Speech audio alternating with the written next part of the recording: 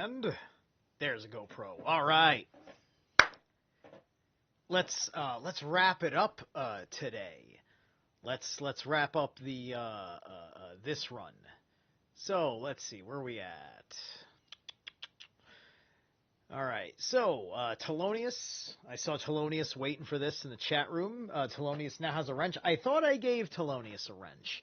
I think I imagined it because I see Thelonious, and then I saw Thelonious with a wrench. I think over at Library of the Untold. Shout out Joey. So anyway, we're going to get back into these segments of the Bock Saga. This is Michele Merle in 1987. He is still around and working, and serving the Bock Saga story. And he has seen at least the first video. So that's pretty cool. Anyway, we're going to run this. Yes. Where'd it go? Oh, it's not this one. I'm sorry. Should be that one. There we go. All right, so we got 2 more sections to run, and then after those 2 sections, I'll figure out how I feel. We'll see how long that it goes. And I don't exactly remember where we left off on the last one, but it should jump right into place. To accept our history and go on in the future with all the positive things of our history. Can I say a word to Howard? Sure. It's about the Zeta flash. It's the Z, and it's called Zeta, and it's the flash that Michele mentioned earlier in the story, that flashes between people. It's between poor friends. And I think what we're experiencing in great part is the momentum of the saga, enkindling or igniting this flash of Zeta. It occurs naturally, but empowered with the saga, it seems to flash among us like a lightning flash, that, like a tree that branches out in the epta system. And I have a feeling that what we're watching is this flash going out through the sound into the cultures of our planet in a way that I understand has the capacity to recreate and rejuvenate the infrastructure that has been lost for so long among us. It's no longer logical. It is normal, but not natural. Not the natural logic to which we are now normally accustomed.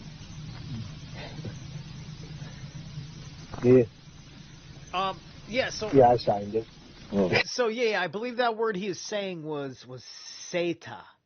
I think he was saying Zeta, and I find that interesting because the way he described it, with the lightning bolt aspect, it sounded Luciferian, but it sounds like Satan.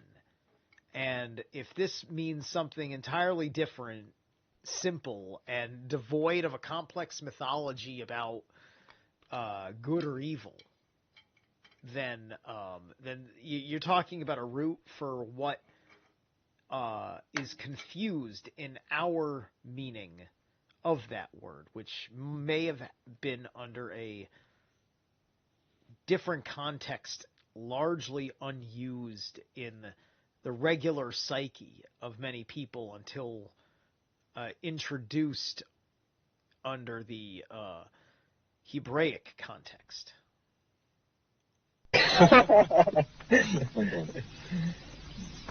Yeah.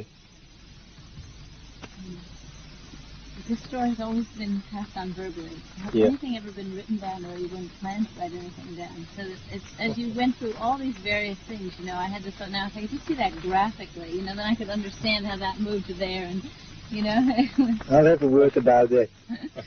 This story has never been written down. Actually, the last book, he can't even read or write. So he'd have very big difficulties doing that. He's also not interested into that, because how can you write one sound story? Because that means that every time, that is also the possibility this story gives, that by listening And by learning these 29 sounds with their meaning, everybody is able to check every word what another person is saying. So all this story, what I have been telling, is based on the sound as it is being transferred by Knut and Rea Bokström. So it's the sound who is telling. It's not so much me who is telling. I have been only been the vehicle. So you see, like that's the aspect of the Bock Saga that's appealing to certain aspects of the what you would say is a logical or rational mind in that respect, and it comes from knowing a couple of foundational principles that correspond with the meaning of each word. You know, you've seen the presentation in the very beginning, early on when I was showing you the Chesner material with the alphabet and him then telling the story with each letter, right? And so just, you know, so saying the letters aloud all of a sudden have a flowing correspondence where you've got a couple of sentences coming out of it, right? We're just meaning just those assortment of letters explains a thing.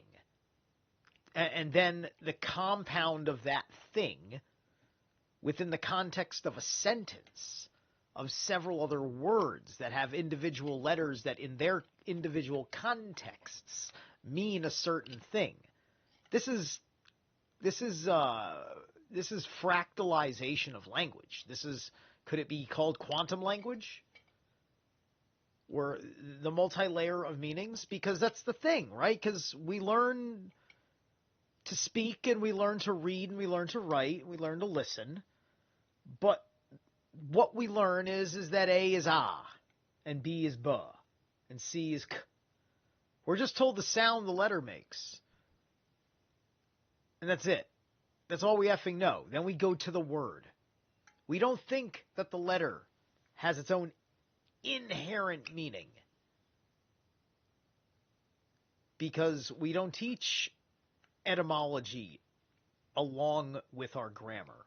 We install a fucking program in a kid's head with no subconscious guide map for how to use it properly. Imagine everybody started their language coursing going through the wheel of that alphabet, with including the 8 outer sounds, and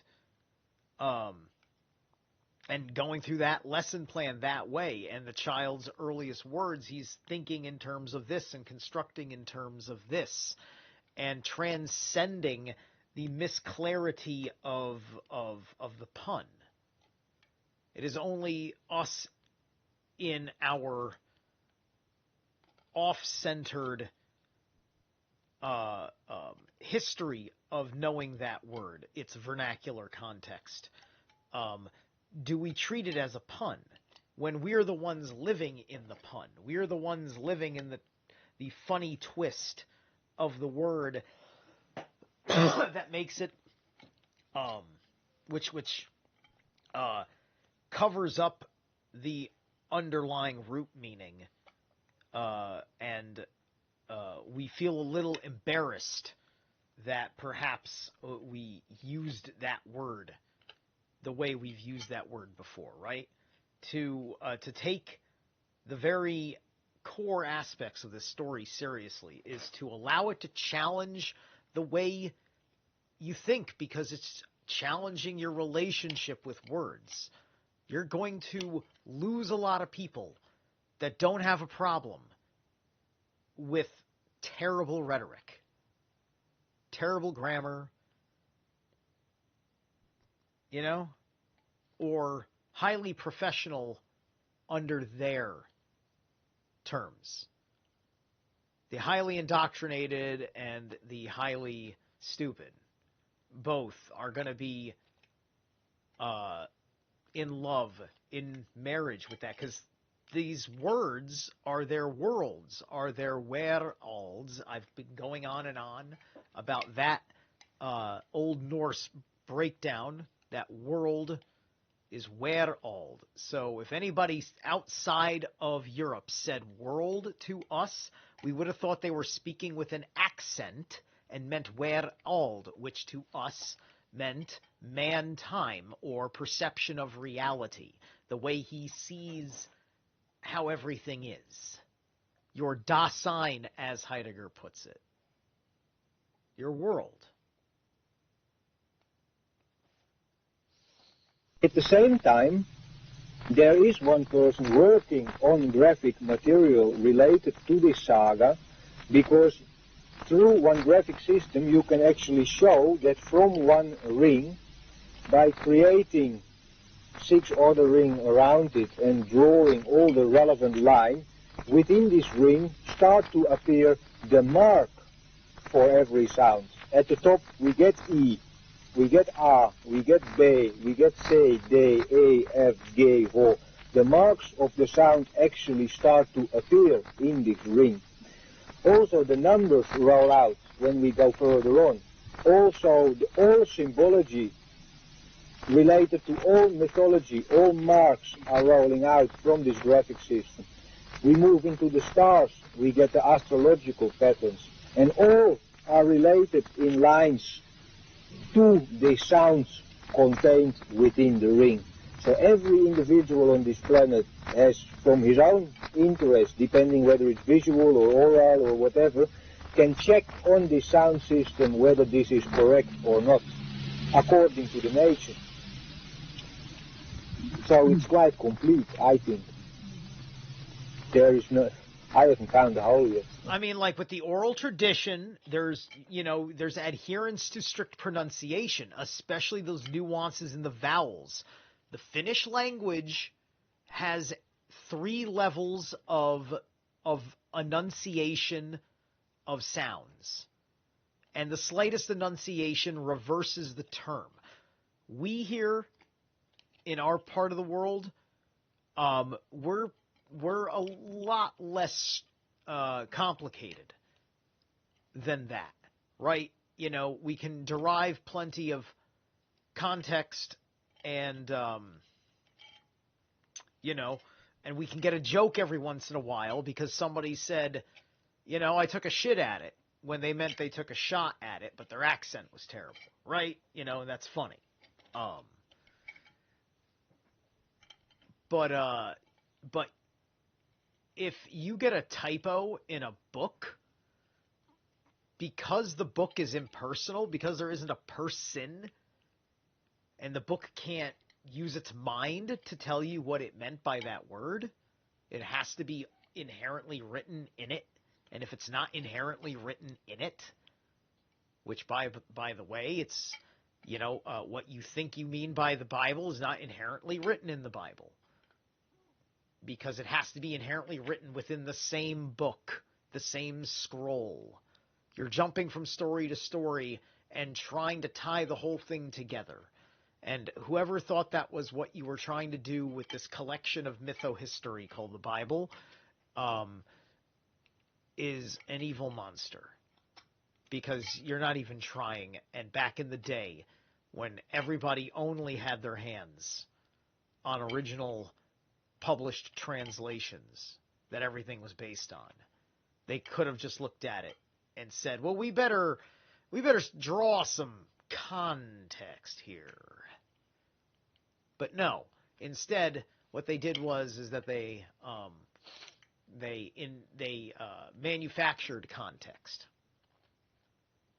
by pulling one verse into the other and then retroactively saying it's self-evident until everybody believed it was an infallible word and therefore had to be of God, and bibliolatry went into this.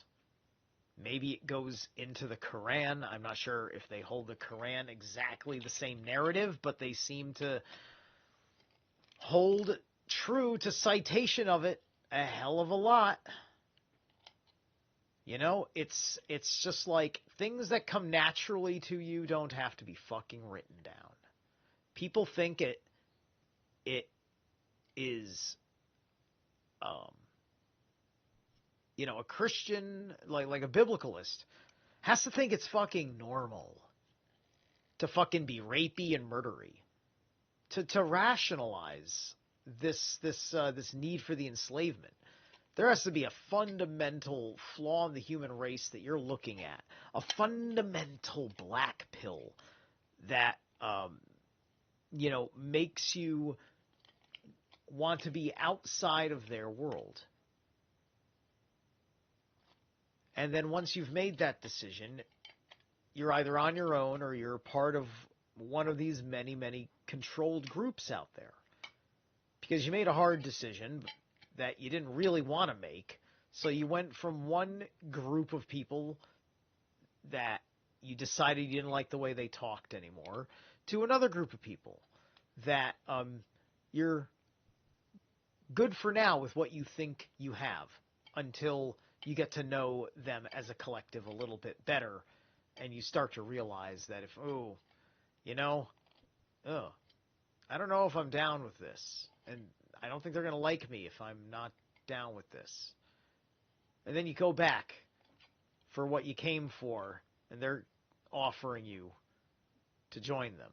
And you don't have to join them, but they start worrying about your soul because you didn't. You know, and that's irritating. That's very irritating because they're psychologically projecting this guilt onto you. It's a monstrous, highly abusive, it's unsolicited, and you have to establish trust with somebody before you get them into something like that, right? And they're appealing to all sorts of different aspects of why you told them that you were there, and leveraging that against you on behalf of their deity in the manner in which they believe their deity wills it, which the anti-God that they're actually worshiping does want to do it this way. It needs you to be afraid of being out of its feeding pen. Your job is to stay in the feeding pen, and good luck on not being the delicious morsel in your lifetime. If you're really lucky, you'll be prized as a breeder. And this is how they treat people. Not just in church, but it's a signature aspect of the dark womb system. This is understood through some of the dark sorcery with Hecate and Lilith, which those are female anti-gods, right? Not all gods are created equal. There are anti-gods. They're obvious and different than pagan gods, even though they are pre-monotheistic things. Because paganism wasn't the only practice happening. People that use paganism in the past to make it seem like all faiths were pagan. No, there were occultist sects. You know, the Dionysians were, you know, they were running around doing party worship, right? And there were many different groups that were like the Dionysians because they were also kind of a trend. It wasn't, you know, just like, you know, people look and they notice the difference between Thor and Donar and Perun and Shiva, not Shiva, Indra, excuse me, so on and so forth. You realize, oh, these are all the same thunder god, right? Or there was all these fucking, you know, certain gods that have all a Dionysian beat. And Library of the Untold, Joey, what's good, dude? Good to see you here. Thank you for showing up. So the Dionysians, they were getting around doing their thing, right? And like a pagan was just somebody that, like, they had their tribe, they had their whatever. Some of these guys were different kinds of little religions or little cults. The Druids was a certain mystical order. There were Hermeticists in Egypt, right? the Hermeticists, they may have been pagan, but it's the Hermeticism that's really speaking out with the Egyptian archaeology and civilization. The paganism of the thing was much more on the personal social side, a lot of that stuff getting lost to disaster from when that place wasn't a desert. And this is where Aten comes from. That was Akhenaten's personal family deity, right? There's bazillions, like this is another commonality, more so between Egypt and Ireland than a lot of other pagan places in Ireland, is that in Egypt, as part of their culture, you had your own personal deity as well as any kind of tribal deity. Your family got to have a personal fucking god, or that's self-evident. I mean, do we all have personal gods that we've forgotten about, right? Do I have a Sven, my god Sven, which is why I'm called Stephen, because my god is Sven. I'm named after my god, and I'm supposed to pay tribute to Sven to have personal glory in my life. Is that how it works? I'm gonna get back to Michele here in just a second. So my point is, because this is a very important point, and I think it helps frame some of the reasons why all of this really fucking works with the Bock Saga as a story, right? Is because all sorts of different people had all sorts of different agendas, because the Ragnarok would have broken our psyche in a certain way between what we were forced to do and what we asked ourselves, did we really want to continue to do?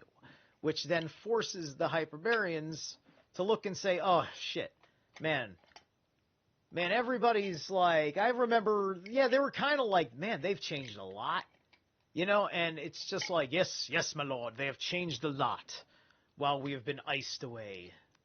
But they still say these particular words in this context. Here we get our in.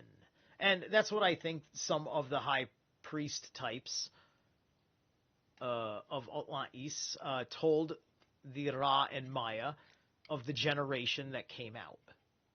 Of the Arctic. The Arctic. Get it? Arctic. Where everything was preserved of the Hyperborean age. That makes sense to me. I could add this. Michele, Todd, Howard, and I had a very interesting discussion last night concerning the general overall direction, if you will, of our dissemination of this material. And we envisioned a light like a line, or an electric line, I should say, like a power line going along, and it creates a magnetic field in concentric circles around it. And we decided that the saga itself would remain pure in going out through the sound along this line we envision, but around it in concentric circles. Obviously, individuals will have discussion, there will be written material about it, in and around it, perhaps telling the story of the phenomena of it and keeping up to date with its progress and the progress of this saga process. But at the same time, always, we will primarily simply keep putting out this line, or this line of the saga will keep putting itself out through us and remain in a pure form, so that an individual can tune into channel 11 and see the pure mainstream, and if that's too much to follow, you can switch a few channels or put in another cassette that you've gotten from the foundation, and individual areas, then there will be discussion about, and there can be more and more exposition of. Just look at what they're planning. Like, see, they want to put out like videos to hear people like telling the Bock Saga, like what is actually happening, like right here in this, right? They were working on the mass media platform of their time, right? Now with YouTube, you can slow shit down, you can do it in reverse, you can enhance, you got closed captioning, which who knows if closed captioning is a good idea, right? especially on this level, and talking about, all the fish. So that's basically the process. Also, there can be written about this story. It's impossible to write this story what I just told, because you have to explain every word in sound. Nobody can read such a book. You become a nutcase after 5 pages, yeah? So, what we can do is, by being aware of what is this line, this pure line as he is talking about it, we can take aspects of the story. Yeah, we can take, for example, Ra, and you could write a whole book about Ra, no? Anybody interested, go ahead, you can take Sun, write about Sun. You can take Maya, you can take Bock, you can take Rasapuri, you can take Udenma, you can take Ettestupa, you can take all various aspects and make one story about that. You can put picture in it. There is all these beautiful places in all nature around the planet that are connected to all of, we are obviously all connected. So everything relates. Everything what is around us actually relates to that. So that gives an enormous potential of creating realistic natural things, yeah, where you have at the same time one line what tells from where all of that originates, yeah. So you can make any book about any butterfly, any plant, any tree, any bird, anything, because they are all in sound and they are all unfolding from this ring, the evolution of life on this planet by grace of sun. We take sun away and the whole circle stops.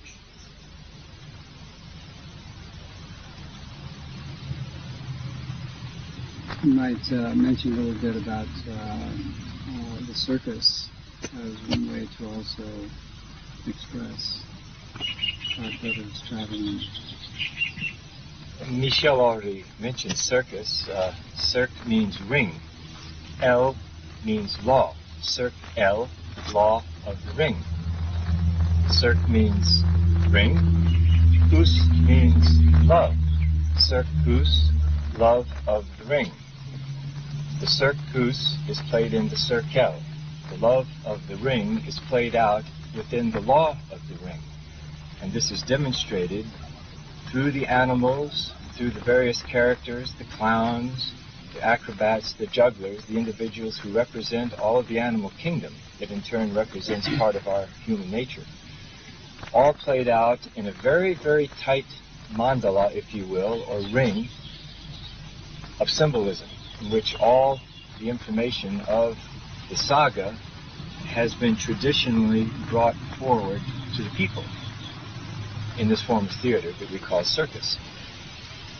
I think down the line of ways, we will probably on Maui reconstruct a circus with poles and tent, canvas tent, and down to, in fact, the original material used for sawdust, so that the smells and the entire ambiance recreates the original symbolic form of circus. And we feel, Cliff Barber feels very strongly that Maui is the location on this planet for doing this, for actually establishing a recreation of a circus, the circus, in its original form. Howard mentions the Good brothers, the G period, O period, D period brothers, Good, Uden, Dag, the day of Uden's ground, brothers traveling circus, if you will, which Now, day of Uden's ground, saying it that way, because he said God first, but that's Doug, or dog. Love it. I love it! is a particular form of circus that I personally have been working with for 17 years, and which specifically drew me into the saga. And because of the two, in fact, two most important symbols in the saga, the rose and the horseshoe, are depicted in a certain form in the first bit of graphic material that the Good Brothers Traveling Circus has produced. So, in a sense, we're all here today by virtue of the fact that A. Barker for Good Brothers Traveling Circus recently journeyed to Finland to audition an act, sideshow, or concession, he knew not which, for the Good Brothers Traveling Circus. And in this auditioning process for this particular circus, we are now here gathered, in a sense. We all get to be animals. The animals. Yeah. Yeah, it can be an example, one circus.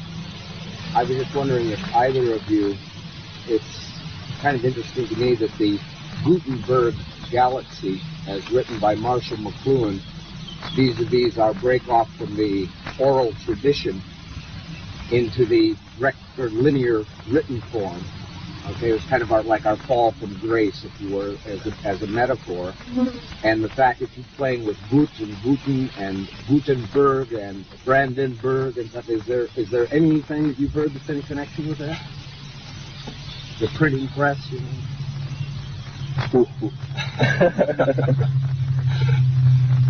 He starts to get personal.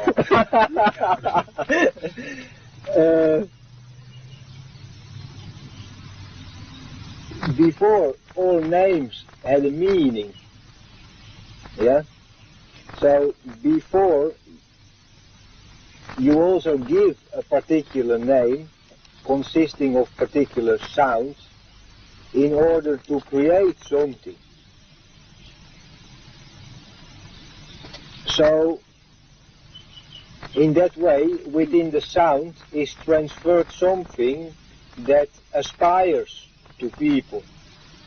That is the whole reason why certain products sell better than other products, because the sound of one product is clicking naturally with better feeling than one Scrabucci Scaprucci, you know? I mean, it doesn't say me nothing, so how can I relate to that, yeah? Now, if they can translate Scrabucci Scaprucci in something what sounds more nice, so also I can have some association with that, I will of course be much more interested in those people who are creating Scrabucci Scaprucci. This is very simplistic. Burg and Berg. Burg means castle, Berg means mountain, Gut means good, Brand means fire. And they are all names that consist of very basic natural things around which we are centered. Yeah? And before also, I can give one example, is before we had, for example, or we still have, people who are called Palmquist. Quist means branch, and Palmquist means the quist, the branch of one palm. Now this is a typical Scandinavian name. Now I haven't seen any palms there, never in my life, so I have always been wondering from where is coming this Palmquist name in Scandinavia. Now when you have this story in your brain, it becomes of course very obvious why there are Palmquist people in Finland. Quist, the sound quist starts with Q. So when you have one family name with Q inside, you know that this family has enormous knowledge about mathematics. So before you go to ask one person about mathematics or astrology who have this Q inside in their name. Yeah? So it was a specific thing related to specific people. And this we find, especially in Scandinavia, or in Finland, from the family names. Not only from the root family names as they are still spread out over Finland today and also gone over to Sweden, but also from these Finnish family names that have been spread out to the east. So these names consist of particular material what was relating to that family who had that name, but we have lost all of them. Yeah, and like that it's in many families, all over the planet. Yeah, we have so many families on the planet who seem to be knowing specific things. If we take, for example, one like Gandhi. Now, if we know now what means Gan and what means D. And you see one man who is going around with one goat and one spinning wheel, what is one ring, and he's like, from his family, has all kind of knowledge that relate to long time before, and we also know that this Gandhi family is one very, very old family. Yeah, they know that in India also this family been existing in thousands of years' time. Yeah? So obviously this sound, what is very strong, yeah, relates to all kind of knowledge that was within these families, but what has been dying out because of various reasons. Us being directing ourselves more to the written word than to the spoken word. So today you can talk and talk and talk for hours, but nothing is really happening. You know? In the end, we will take the book and look in the book, and now in the book it's saying like this. You know? So one human being has no value anymore. Before, everything you know you get from one live human being. So the human being was very important. But when we start to get everything from the radio, newspaper, TV and book, the human being became obsolete. I've been reading it in the paper. I read that book. I see that movie. So you sit there. So, by the way, so Michelle's argument being made right now with the obsolescence, right? The medium or media where the goddess media goes, shifts. The people came back through independent, like pirate radio, like I'm talking about before the internet, before social media could do a thing. Pirate radio, CB radio, mailer publications, so on and so forth. It was hard to get the wiggle room between all the regulatory costs and actual cost of equipment and having an organized team and a company for money behind it, like to start like a broadcasting company, for television, or to create like something for like weekly film reels at the theater, right? And then, so like radio, a bit easier. I have enough to do radio if I had a radio broadcasting system hooked up to my computer. I could do that from here under violation of the FCC because of the management of signals. We have signal police, right? Like there's a little sticker that promises the government will do a bad thing. Has the FBI raided my house yet for copying those videotapes? Whatever, right? So anyway, let's continue. You have your head full of things, but you can't talk to nobody because everybody have already seen it, read it, heard it from the various information systems as we have them today. And they are not based on the natural. They don't give us the possibility to develop as we are, and we are complete from the beginning. We are complete. So what are we looking for? The only thing we look for is information. So we have to provide people with nice information, with positive information, not with negative from the morning to the evening. Because when you make your brain more black than white, you start to get funny feeling in the head. You have to put 20,000 volt in order to get light inside. Right there. He's, a very, like, before we had the terms black pill and white pill, that's basically what he's talking about, right? We've been going through extreme, black pilling, right? Which comes from the cognitive dissonance of looking at mainstream media, looking at the horror show of the conspiracy universe that is intertwined with news. And if you don't know yourself, all you know is that the world is trying to destroy you and you don't think you're important. And that's very jarring. And plus there's the possibility that, everybody that was protecting you, being a weak person in the world, is not going to have your back when shit is promised to hit the fan. And that's the black pill, right? The black pill happens because you are living in the tomorrow of the nightmare weavers.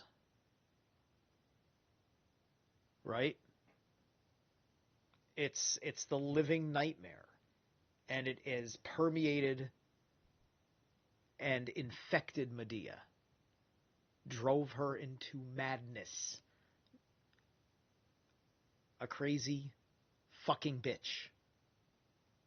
She has poured all of her female she's like a female Sauron, right? This is there are two figures that influence Freya in the War of the Gods in Norse mythology. Freya is a goddess of war, as well as love and beauty, and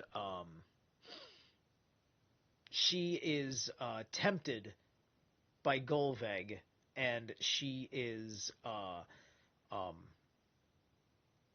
enabled, I think is the word, by one called Heath. And I don't believe, some people believe that Freya is Golveg, because they're working on certain ideas that I think are coming from a very academic standpoint, which is good for philosophical navel gazing because of the archetypes and the Jungian self.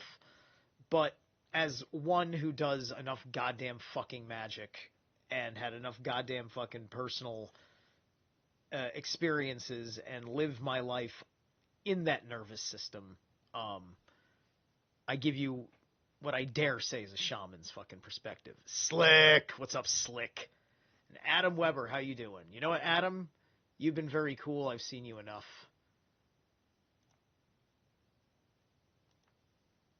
You're a standard now. All right. Welcome to New Wrench. Nico, if you don't know Slick is crazier than me. Go enjoy the rabbit hole that is Slick Dissident. He will stretch your head to the limits. You better be well versed in the Thoth deck. He will blow your fucking mind with the Thoth deck.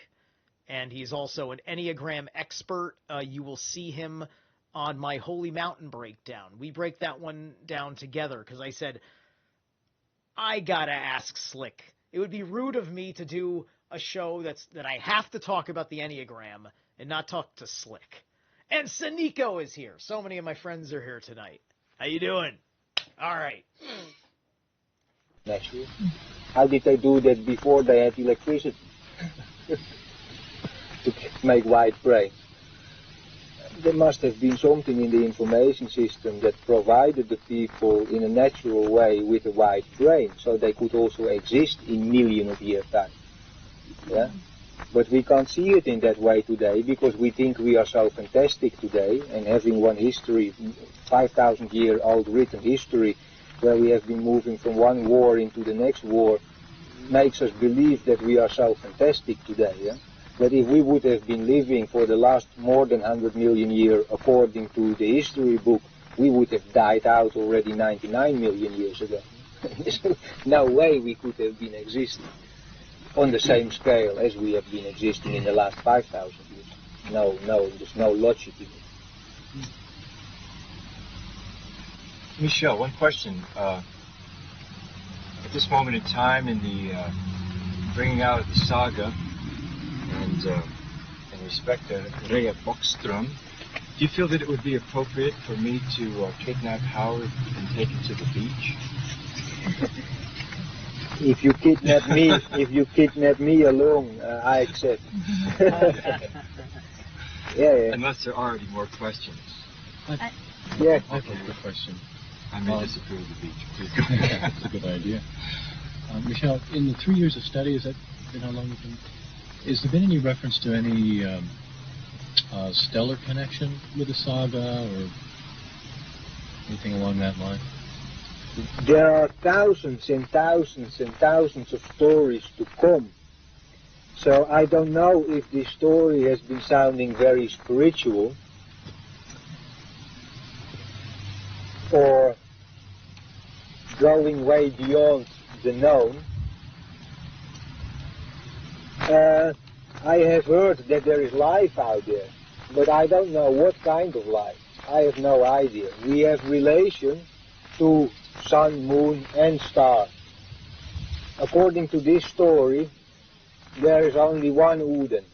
There is only one sun. Uden is one ring, Uden is everything, and Uden is the sun.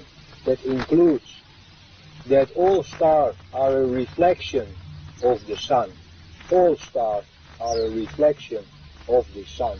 And this light has been going out in how many million and million and million of years? If he has been forever, it has been going a long time, yeah? So why not?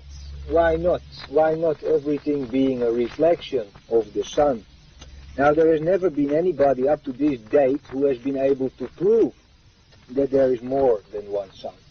There are different theories, but there is no proof. And according to this sound system, there is only one sun in all the universe.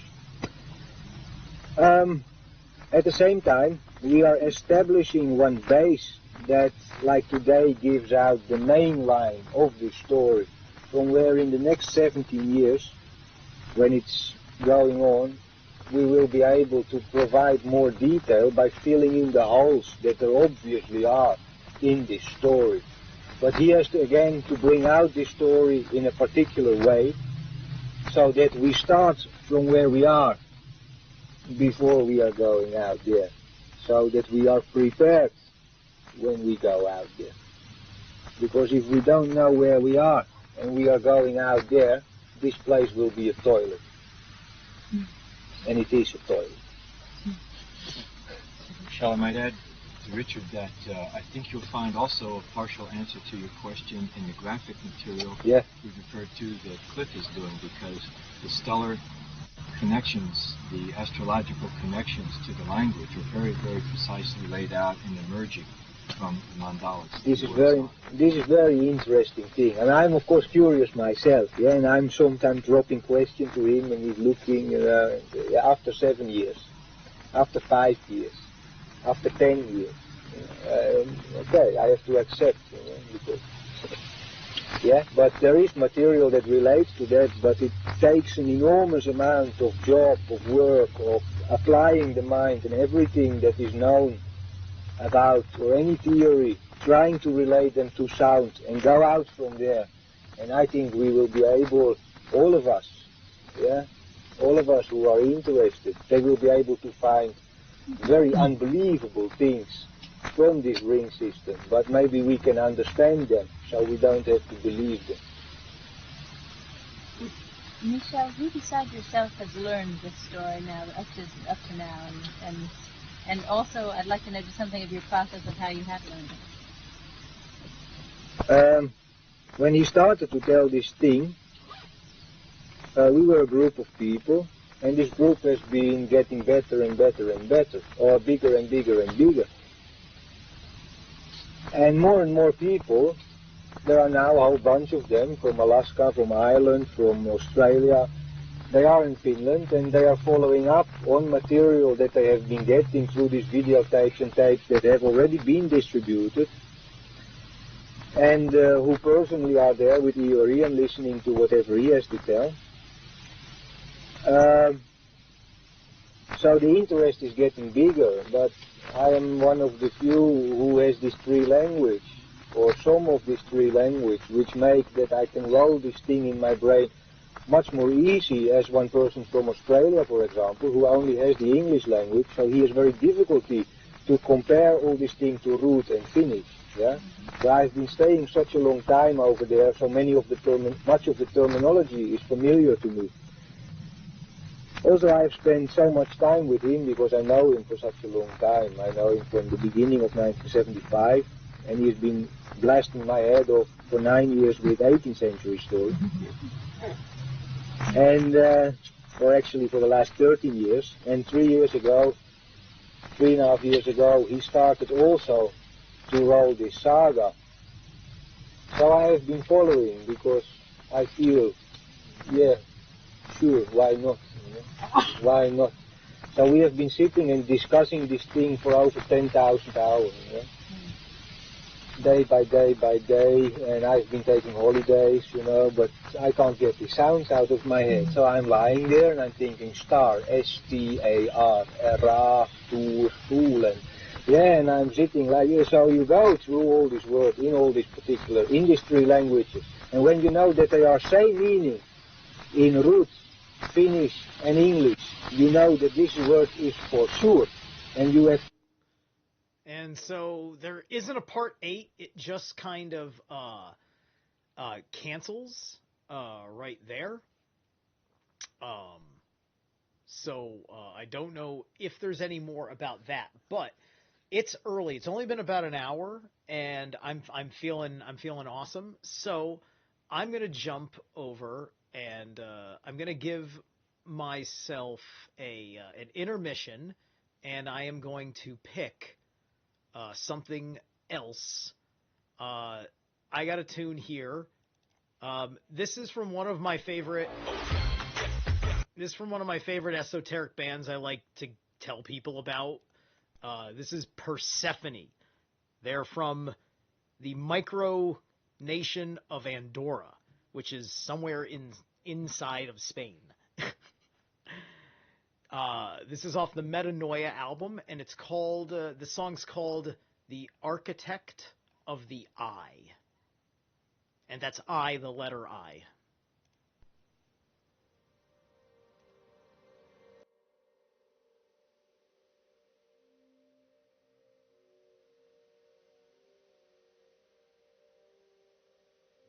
This is going to be about 6 minutes.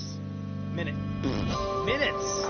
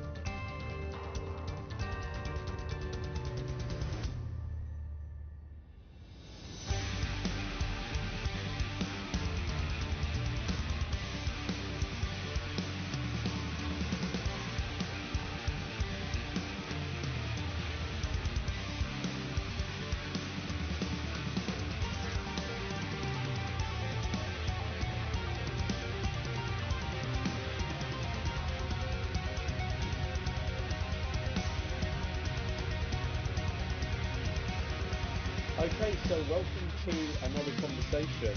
So,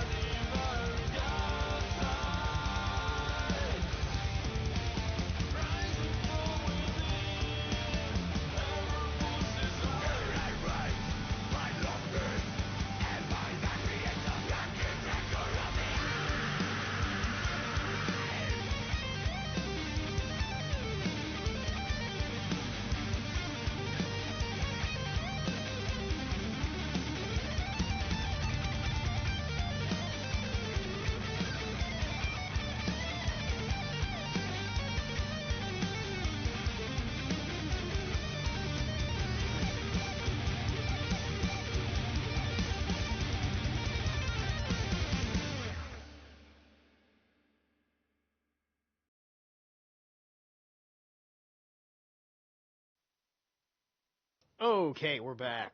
So, I now wanted to go with. I'm gonna give us. We're probably gonna go maybe till 5 or something. We're gonna do. You know what we're gonna do? I'm gonna do this. I'm gonna try and do this sped up during. And hold on. Is this just all interview or is there cut scenes? All right, cool. So I'm going to go with this. This is an interview that's on the Sukin Sun YouTube channel, which is the official channel that you get the whole Bock Saga film series that was created. And in the time they were doing all this stuff, they put up Leo Nygren, who discussed. Not issues, but he discusses the Bock Saga from an academic, point of view. Here, check it out. We're gonna do this thing.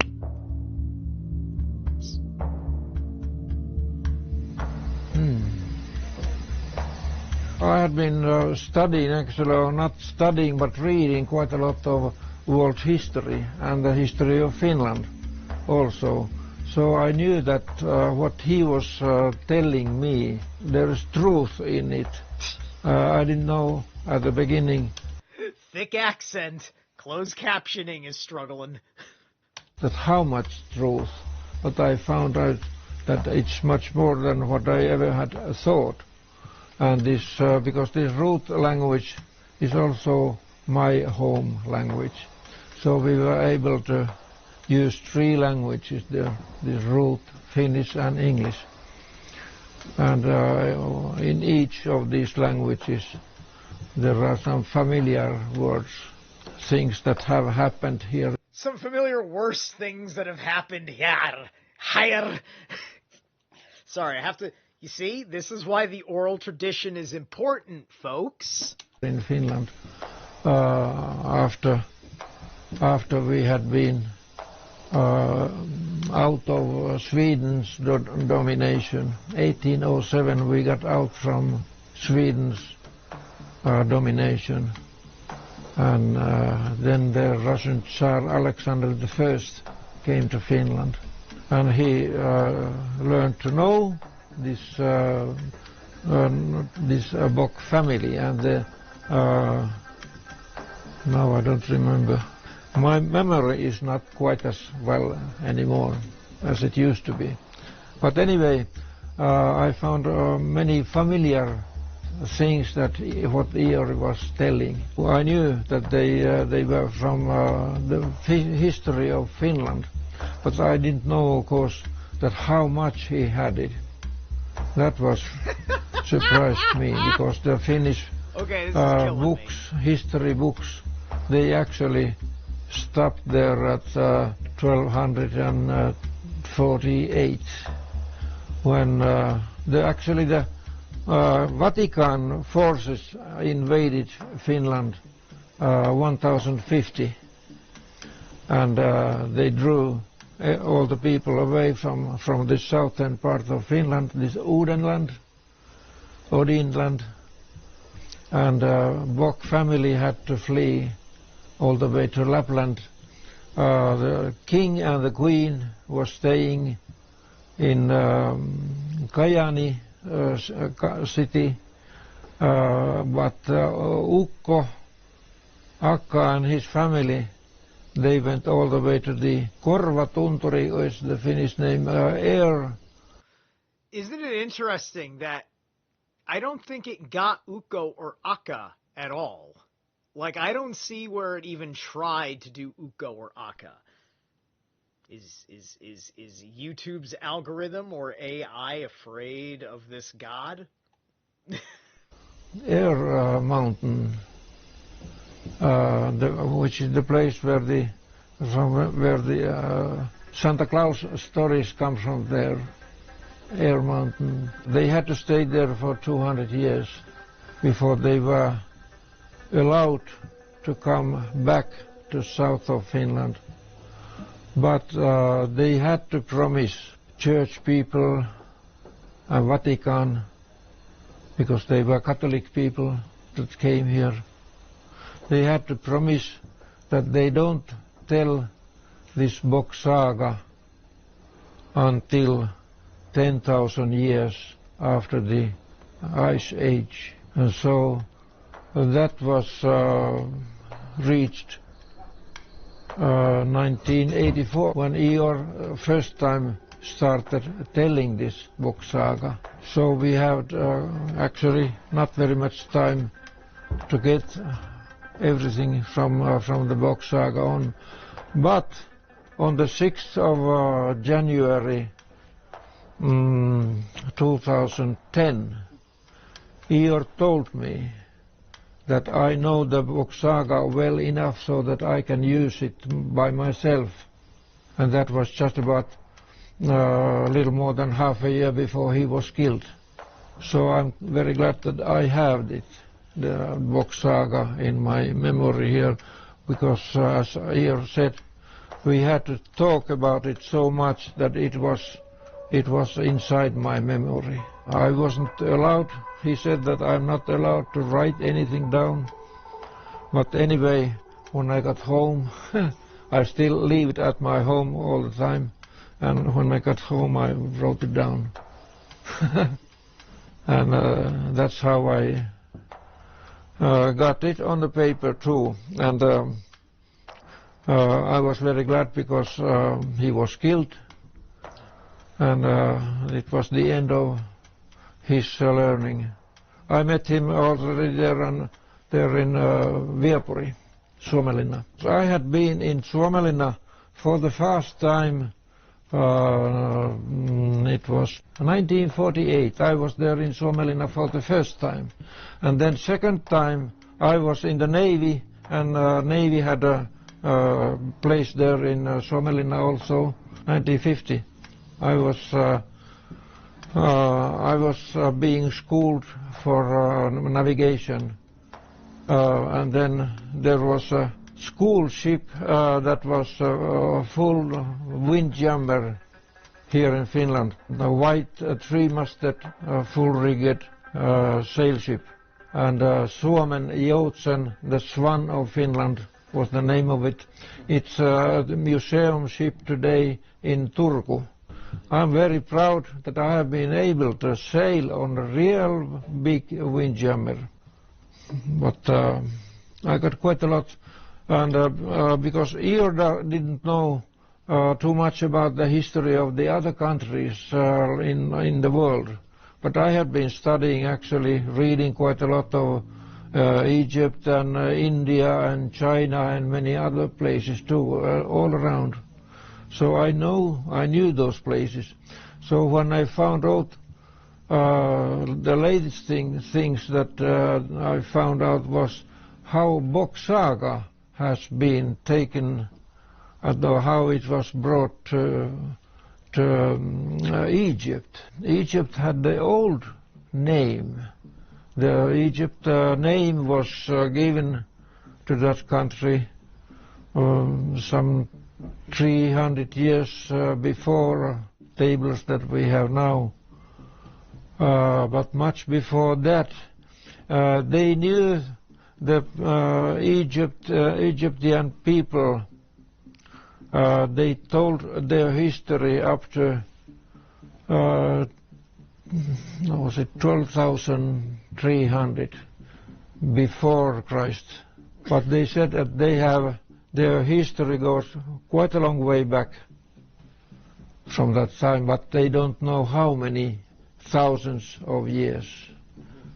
But definitely it had been much before the Ice Age already. And the name of Egypt in their own language is, well, it will come into my mind soon. Anyway, it means Bock. It means Bock, the name of Egypt, before they had anybody else there. And that was also their first god, was Bock. pukki in Finnish, but bock it was in root. And just if you look at the pictures of the statues of pharaohs of Egypt, they all have a bock bird. Every one of them, they had a bock bird. And they had to have it. Even when they had a woman pharaoh in Egypt, she had to have a bock bird also. Just my mind that doesn't. When I visited Sweden, Gotland. My imagination is that if she has a Bock beard, that's like she's got jewelry on. That's perhaps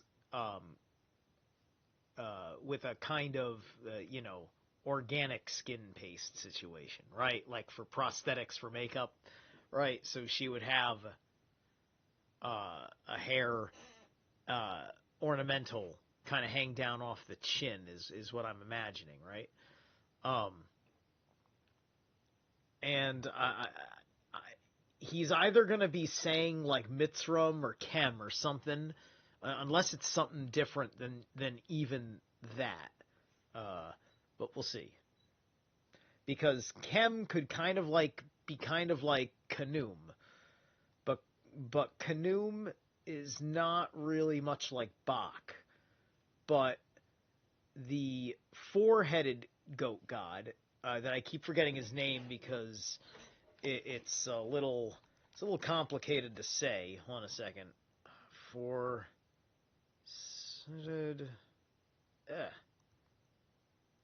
goat god. What's his name? The Ben Bene Gesserit. The Bene Gesserit, which is kind of like the Bene Gesserits in Dune, as far as a name sounds. That's a little bit,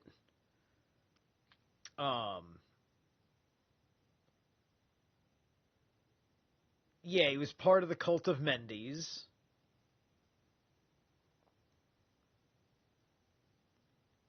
And you're talking about, children of Bock, perhaps going out in the four directions, this kind of thing. And I think he was more of a Lower Egypt god, which guess what? Lower Egypt's in the north. So if Bock came down after the Ice Age to take the Egyptian civilization and fix it, right? Because one of the things I want to know in the Bock Saga is how many megalithic structures were made by who, and was it before or after said cataclysm or clisms, right? Because slowly the ice would have receded, or the waters would have receded. Eventually, people would have gone back and repopulated, right? And there are lots of survivors. It's just like a lot of people died. A lot of people got cut off. A lot of people didn't know how to handle the dramatic shift in living weather conditions. It took them a hot minute to adapt, so on and so forth. Island in Sweden, I found out from there a picture of a real swan, a swan bird that had been elected there in Estonia place. They had been those dancing yards where they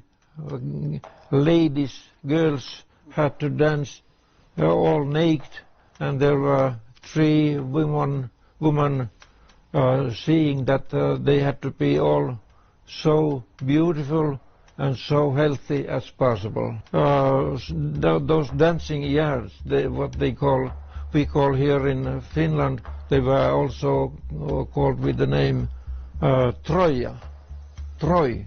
So when you go in there, there are 7 loops that you have to go in like this, and when you have to stop there in the center. There are more than 200 of those left here in Finland even today.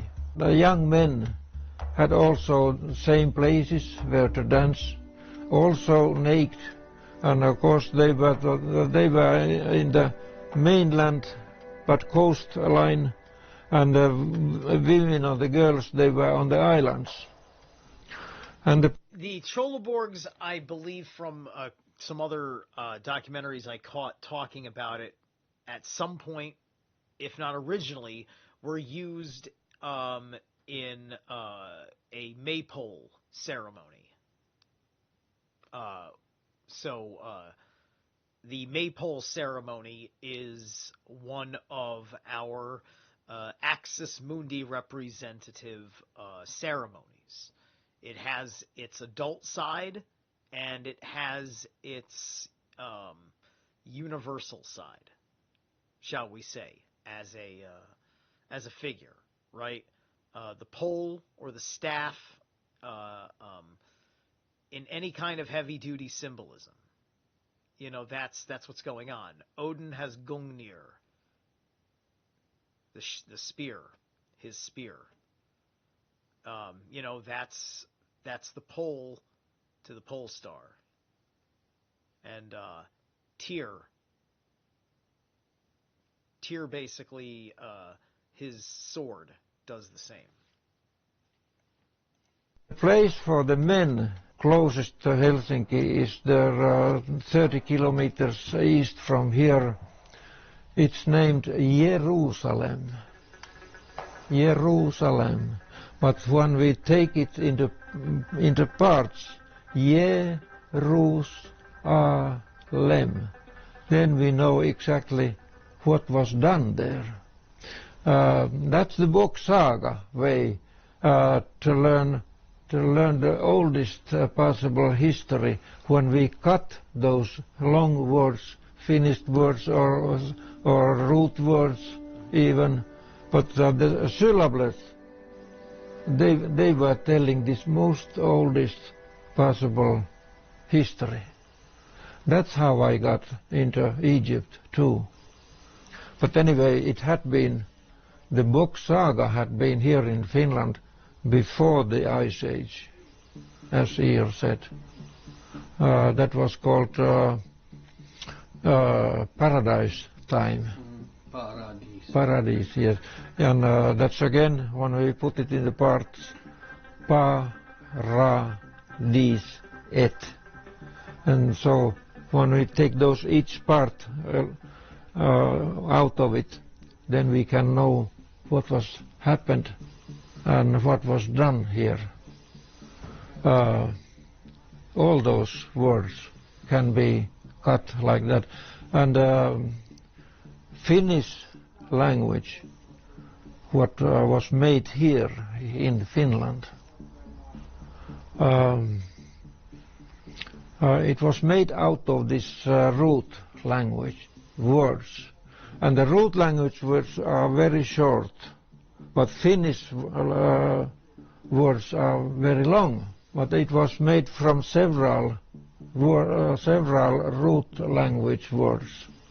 And when we can, even when I see a Finnish word, I can still cut it into pieces, and they are root language then. So Finnish was made out of root, and that was quite a thing, you know. I had not known it before, of course. Iir was first one to tell that how to find that oldest possible history of the world. And as I was telling up there already, I got a map from Estonia made on cloth. It's 1 meter 35 centimeters across. It's a round one, and the North Pole is right in the middle. There are some people here in Finland and here in Siberia, Finnish people. Also in Alaska, as the Alaskan or the American Indians are saying that they have been there perhaps about 40,000 years. They had come all through Siberia and then to Alaska and going south from there 40,000 years ago. But so late as 100 years ago, some Lappish people, what they call themselves Same people, United States government asked some of them come to see their relatives in Alaska. They have their relatives there. So we know the families from which they're left and their families there in Alaska. And Alaska, we know, we can also that cut in pieces. Al, ask, ah. It means all the when the body is burnt, the ash, and that ash, it means that ash, that was because some teachers have been sent from here to Alaska and to Indians. I don't know how long time, but anyway. So yeah, okay, yeah, Askar. If you go Askar, I guess that's ash. That makes sense. But also in the sense that we pronounce it, Al-Aska. You've got all is all. As is the Aser people. And then I don't remember Ka yet. Right? But it's all the Aser people. Well, Ka is Kar, right? Yeah, Ka is Kar. All the Kar people of the Aser live there. All Aska. Bang, figured it out. Very long time ago. But those teachers, they had to be burned there in America. But their ashes, they were brought back to Finland.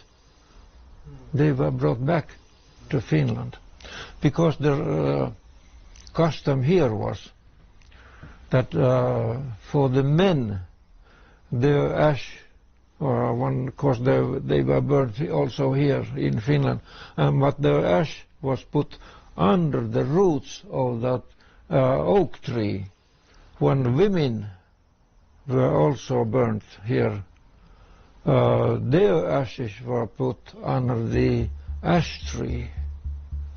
That name is still ash tree, and in root it's asktre. But they were brought here, all the way from America, first to Alaska and then through Siberia, all the way to Finland.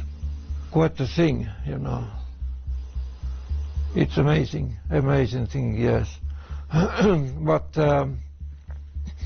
even when we were under the Russian Tsars, Finland was never taken into Russia, actually, but we were autonomic state here. We did not belong to Russia. But anyway, when Finnish people had been going that way all the way to Alaska and to America, there were Finnish governors in. So an important thing is, like, this guy he's been taught the Bock Saga, knows it reasonably well, suffering with his old age to make sure he's remembered all the particular things correct, but thankfully also wrote some things down. And which also you can see how, like, this is like an in-betweener of like, you know, the full-fledged like student, and he's just looking at it from like almost a purely academic historical standpoint, right?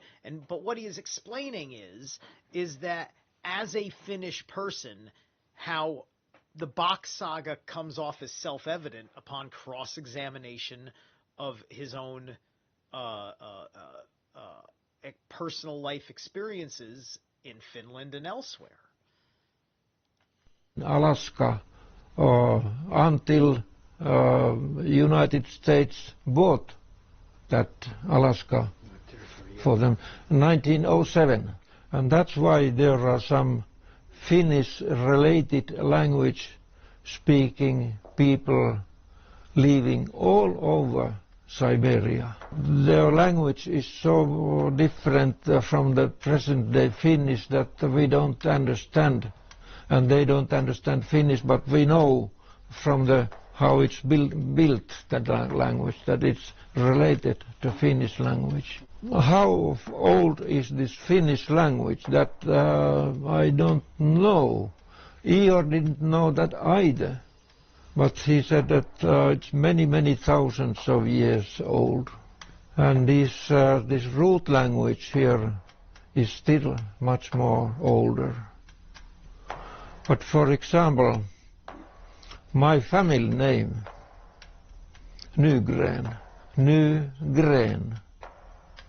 it means a new tree growing from the roots. Here said that it's 6,000 or 7,000 years old. My family name. And I know when I have checked my grandfathers and grandfathers and as long as possible, some 300 years back, they have been living always here. So that's something, that's really something. It's amazing. Yeah, but if my name is really that old, as this root language family name. So I think what we're hearing here, and here, let me put my camera back on. I'm just up and down a little bit, handling one or two personal things while listening, just because it's the nature of the live stream and the life. And the live stream and the live stream have to have conflict. And I'm hoping that you guys are trying real hard to follow this guy, right? Because you know, I've jumped back, you know, like I'm jumping back and forth between things that work with authentication and then things that are the Bock Saga itself, right? The historical context that Merle gave in the videos that I showed you, the Bock Saga in and of itself given by Jim Chesner, you know, the 8 Rings of Power aspect of it. You know, and here's a guy who's mostly talking just about Northern European history, a couple aspects of world history that he knows, but most importantly of the things he really knows, such as what's going on in the region, his clarity of how it makes sense to him as a person speaking those languages and knowing that the world through those languages in that way his entire life. They are most often the oldest of them. They are part of a tree, some certain tree. They are not the ash tree or oak tree always, but anyway, some of these trees that grow here in Finland. And there are some very holy trees growing here, even those that we use at Christmas time, when we put all kinds of gifts and on the tree. I remember when I was a little boy with my father, I went into a forest. We cut the Christmas tree from there. There weren't so many people here, and it was nobody said that you cannot do it because there were so very few people here still at that time. And that was only in the 1930s. I was born 1930, and but we were cutting the tree there, and then I do remember, later I remembered that the things that we put on the tree, they were all from history, from as possible, as old as possible. There was the swastika, that was there, and there was a star, yellow star like a sun on top of the tree, and there was some ukko and akka, and the thunderstorm we say here is ukko's weather. Ukko's weather when the thunderstorm is here. Still today, yes, and we have plenty of things that I remember from those old times, because my father spoke not so good Finnish, but he was, of course, the root was his mother language. And my grandfather, he didn't speak at all Finnish. But, and all these areas here in Helsinki, for example, when I was looking for my first jobs here, we had to be able to speak root also here, or everywhere, you know. And most of the people here in Helsinki were root-speaking people. But now, most of the people here in Helsinki and all around here, they speak Finnish mostly. And there are only some 200,000 people in Finland altogether who speak root today. So we have, so the swastika is very familiar to us. It's very old Finnish Christmas time thing to put up. It was built every Christmas a new one. It was filled with the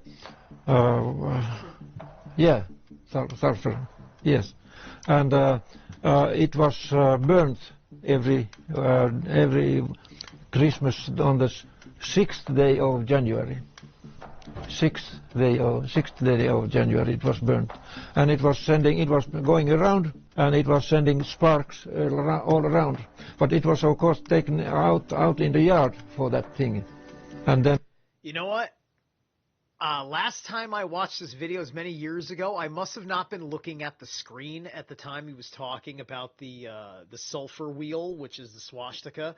I didn't know that they had. I've never seen that this before. I don't know if this is a digital effect or if this is like a real. It looks like this is a real thing happening on a stage somewhere in an awesome fire show. And when you looked at swastika from one side, you saw it turning clockwise. And look at, you know what that looks like? That looks like paisley. That looks like the paisley design that you see in so many like linen type of things. People use it, as just kind of like a pattern style for usually fabrics. Sometimes it's like on a wall or a floor or whatever, right? It has an almost mushroom trip kind of vibe to a paisley in a way that's completely disarming, because it doesn't look like it's trying to warp anything. It's just a curvy thing, right? But when you think about it, paisley is kind of a shape that you will see in aspects of having a hallucination level trip. When you went to other side, you were seeing there that it goes anti-clockwise. When it goes clockwise, then it means more people. It means a lot of people. And when it goes anti-clockwise, it means the knowledge. Because one of these Bock family, this king, he was the teacher. Okay, so I'm glad I'm reviewing this, because I missed him saying this part too, because I wasn't fully getting the significance last time I was talking about this. Because now that I've got this under my head with Jim Chesner talking about the 8 rings of power and how this wheel worked. Jim didn't mention the functionality of clockwise versus anti-clockwise. Now, this is important because, we're talking about the ideas of reversals, right? This is reversal energy. Also, he had to teach these old things for the people always. But as I said before, 1248, this king of Sweden, Birger Jarl.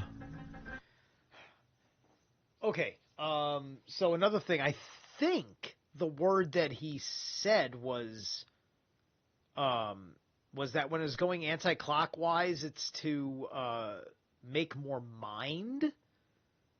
I didn't quite. I'm going to go back a couple of seconds because that is absolutely important for me to comprehend. We'll go to 2330. When you went to the other side, you were seeing there that it goes anti-clockwise. When it goes clockwise, then it means more people. It means a lot of people. And when it goes anti-clockwise, it means the knowledge. Because one of these Bock... The knowledge. Okay, so if I understand him correctly, the reverse swastika means increased knowledge. The forward swastika means increase life.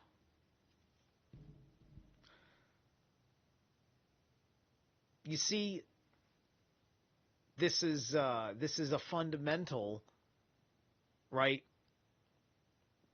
Clockwise and anti-clockwise in ritual.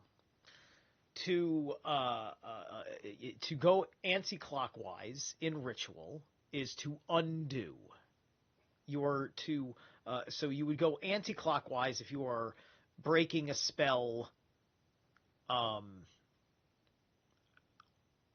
cleansing a area, so on and so forth. Clockwise is to do. That's when you're going into your various evocation manifestations, right?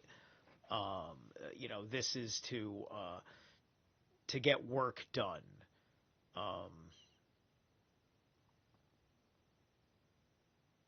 To overcome conflict, perhaps a fight, right? A wizard's duel. So, anti-clockwise. So, in terms of their system seemed to typically convey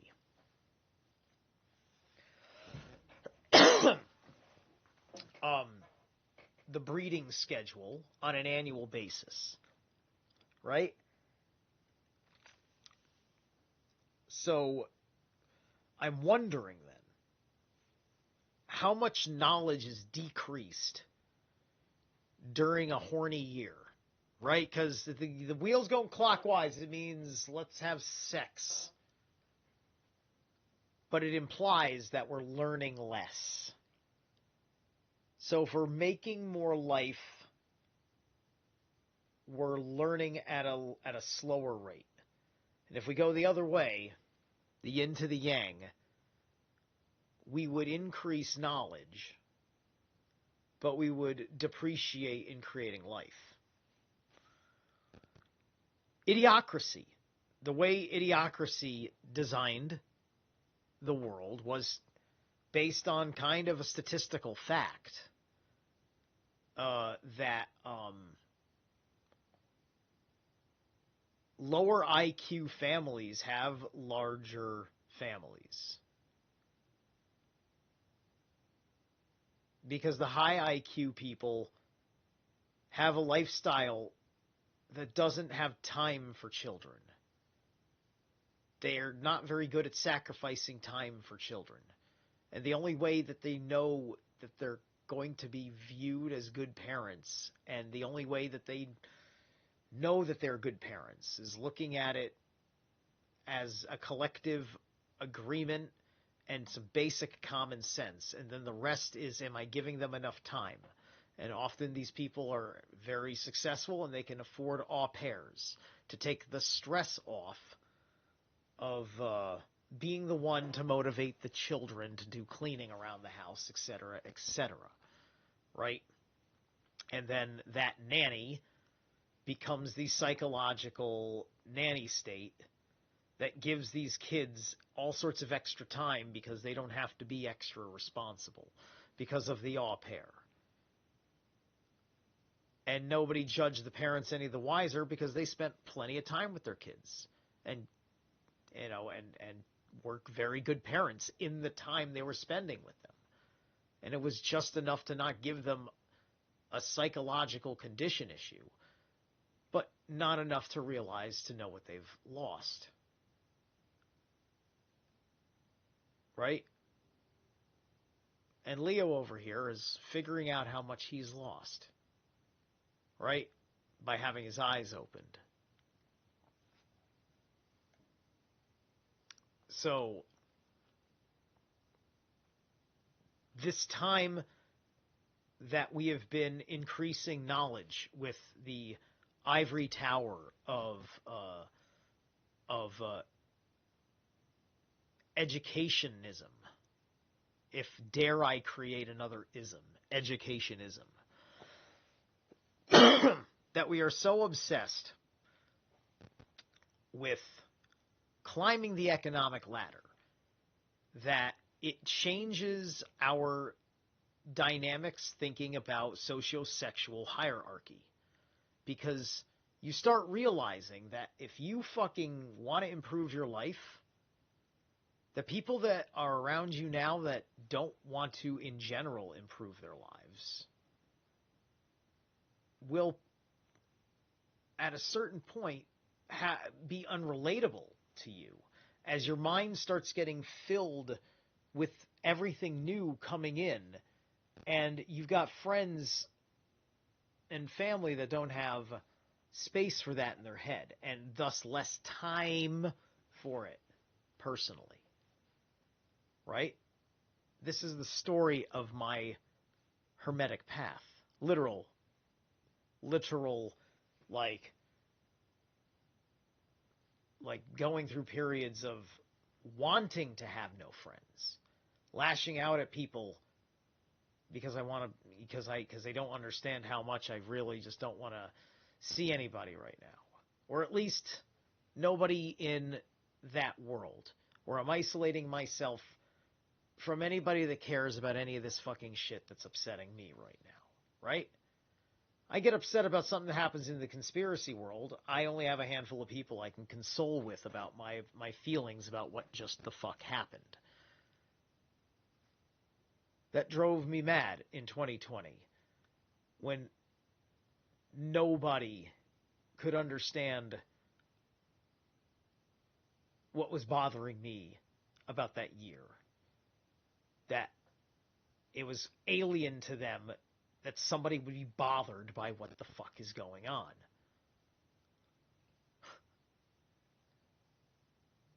And that's part of why I lost my shit. It's part of why I lost my shit in all manner of ways. But you know what? I was a fucking fool. And I got my fucking self through it. But I had to sacrifice myself to do it. Family, this king, he was the teacher also. He had to teach these old things for the people always. But as I said before, 1248, this king of Sweden, Birger Jarl, he came here and he gave the permission for the Bock family come from the Lapland back here to around Helsinki, but on the condition that they must not tell anything about this Bock Saga. That was forbidden that came from Vatican, from the Pope himself, because these things that had been done here and used they were against, or from the time, actually, from the time before Christian religion. It was very peaceful here.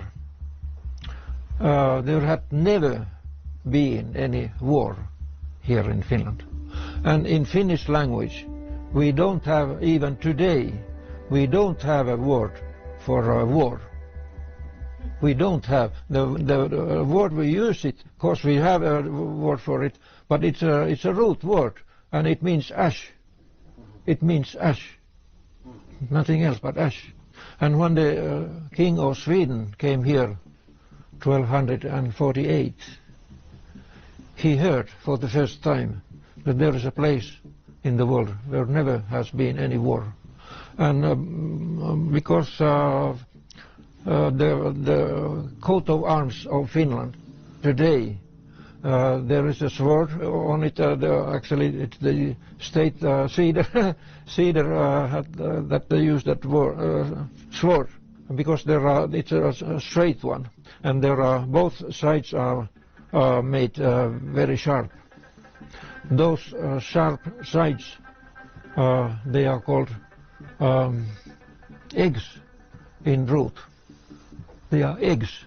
These are the eggs that we use. This we call eggs, not balls, but eggs here in Finland. They are eggs, really, where the seed cells, they are being produced there. And so, like, that shield is a lion man, right? And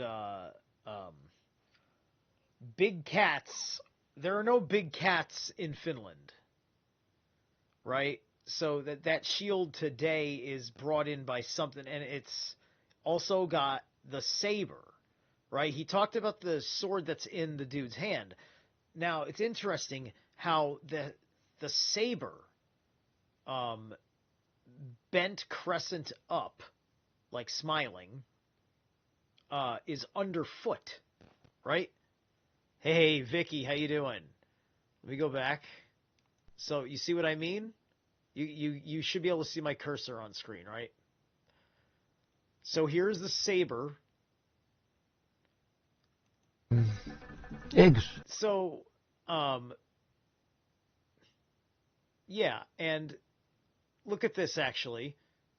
This is a chimera. That's a human arm.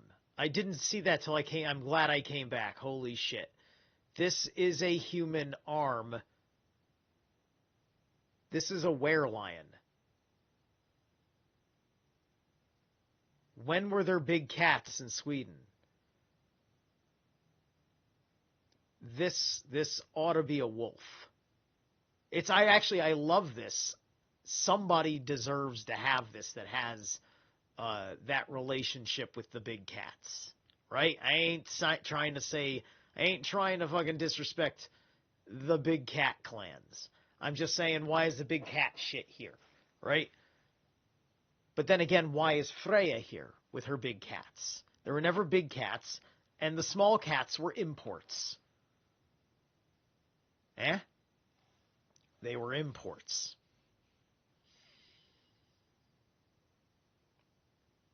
So there's something to that. And I looked into some of that history of where the cats came from because there had to be something, because somehow they're associated with Freya. And they would not have been associated with Freya if there was a time when there weren't cats here. Meaning that would have been an addition to her qualities. Or was the cat a mythical creature until they became real? Because they didn't know that the cats survived the Ice Age because they were in the warmer regions that kept most of the paradise climate. And this was a vague memory. Because this isn't just a big cat. This is men who have an animist soul to the big cat. This is representing a king line of lions. The many different kind of king lines of lions involved with nations. In Europe, a fucking region of the world that doesn't have big cats. I know, the lynx. The lynx is like a dog, though. We're talking about lions, tigers, fucking panthers.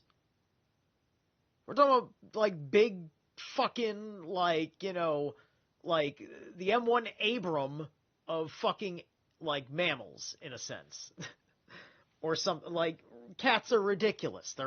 Their reflexes are faster than that of a fucking snake. Cobras. Cats win against snakes all the fucking time. Like it's nothing. It's like Neo versus an agent. It's ridiculous. So you would send the lion to go after the snakes, wouldn't you? And they fucking took the snakes out, or tried to, or fucking succeeded but are being restored. But you know, Ireland, St. Patrick, cats versus snakes, cats win. Unless you got cats on your side and they become friends with snakes. In truth, they are eggs. These are the eggs that we use. This we call eggs, not balls, but eggs here in Finland. They are eggs. Oh, and one more thing I noticed. These little flowers here. That pattern is on the rose on the death card. The flag of death carries this 5-pointed double cross, like it's got the flower petals pointing up and it's got the spikes pointing down, kind of, you know, doing the thing, right? That's on the death card in tarot. That's on the death card because it's part of the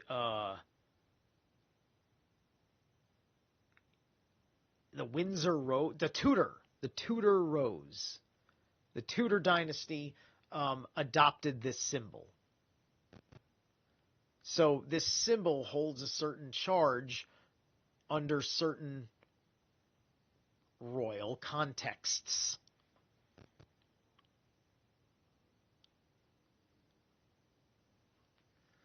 The phoenix head on the saber for Akka.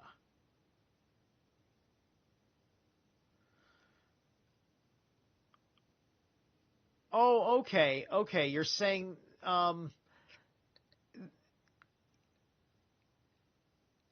perhaps there is a older version of this symbol on something else where it looks more definitively like that.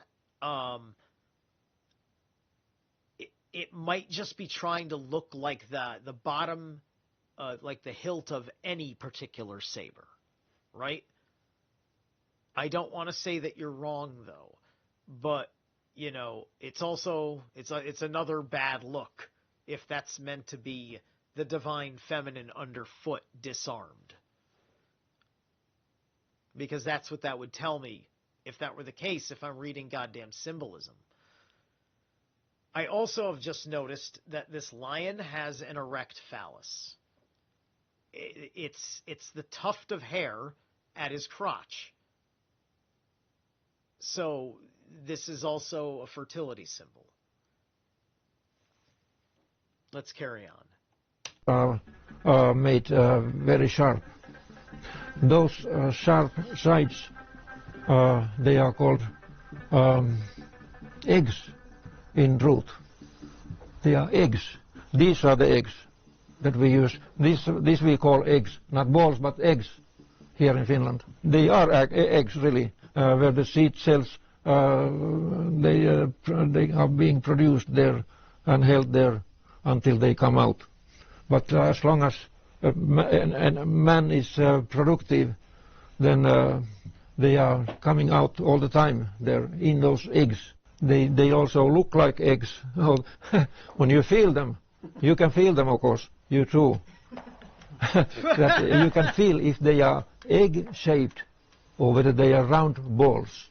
And if they are round balls, then you don't have those seeds so well anyway. And that man is becoming a homo also.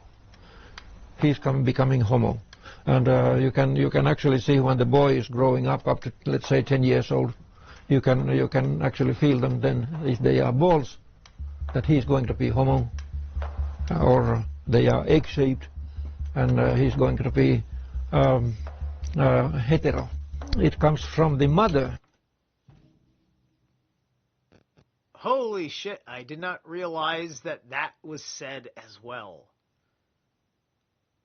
Damn. For reals? That you know, with participants that can be at least scientifically statisticed, but that would possibly be a highly politically incorrect scientific experiment.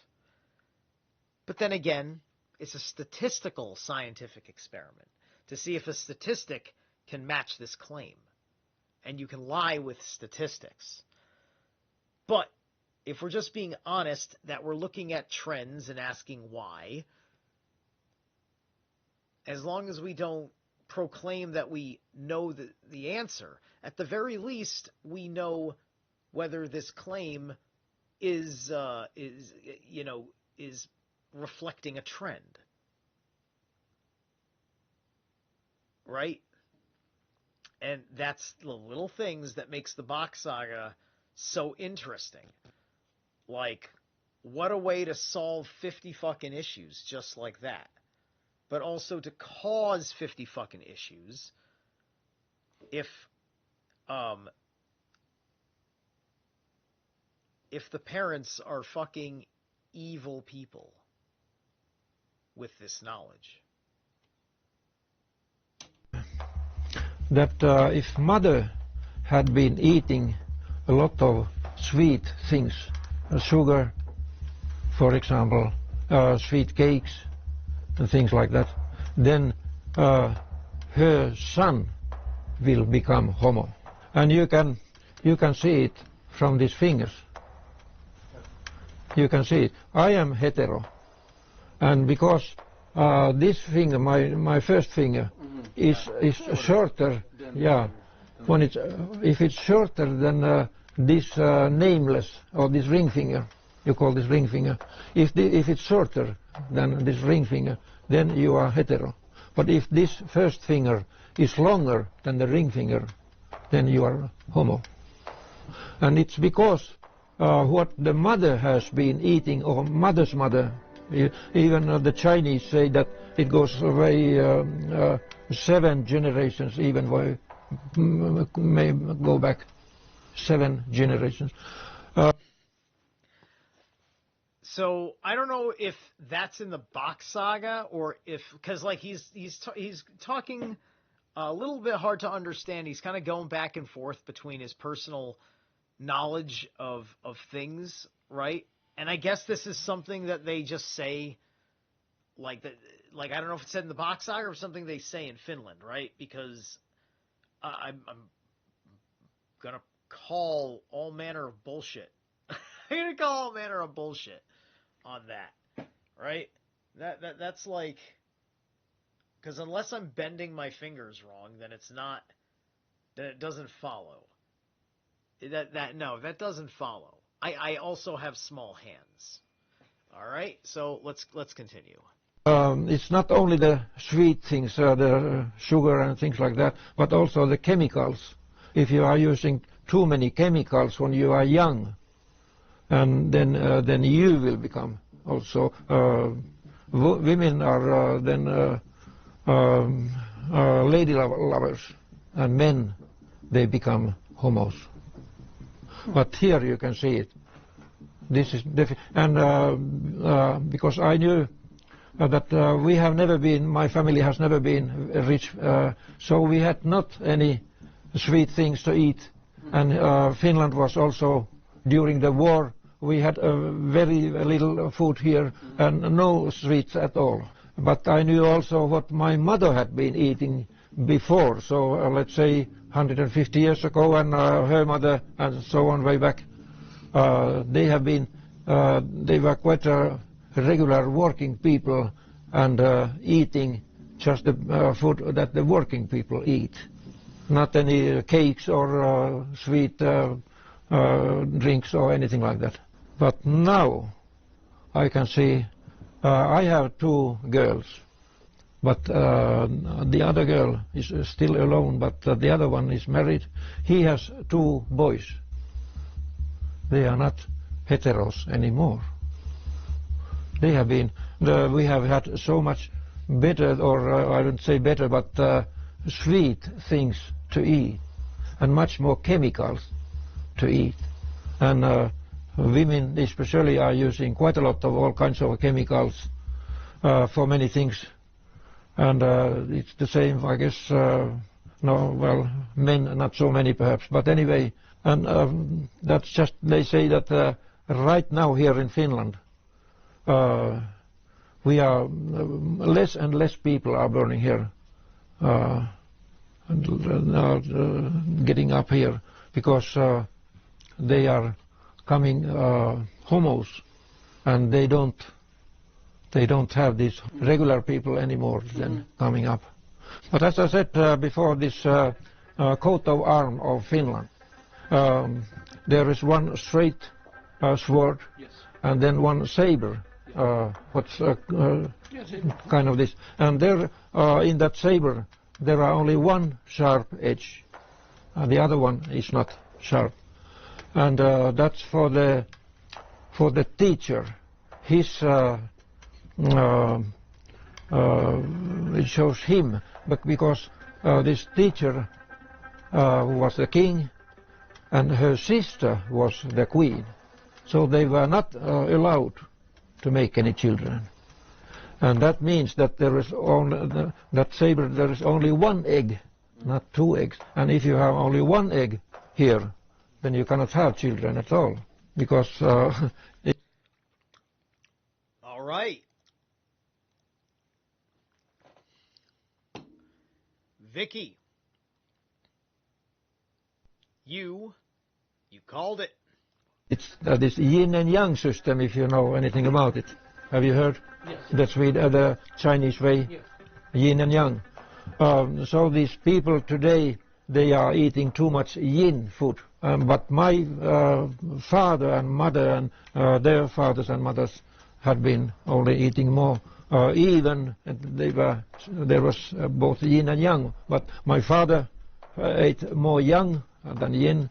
And women, of course, women have to have more yin than yang food.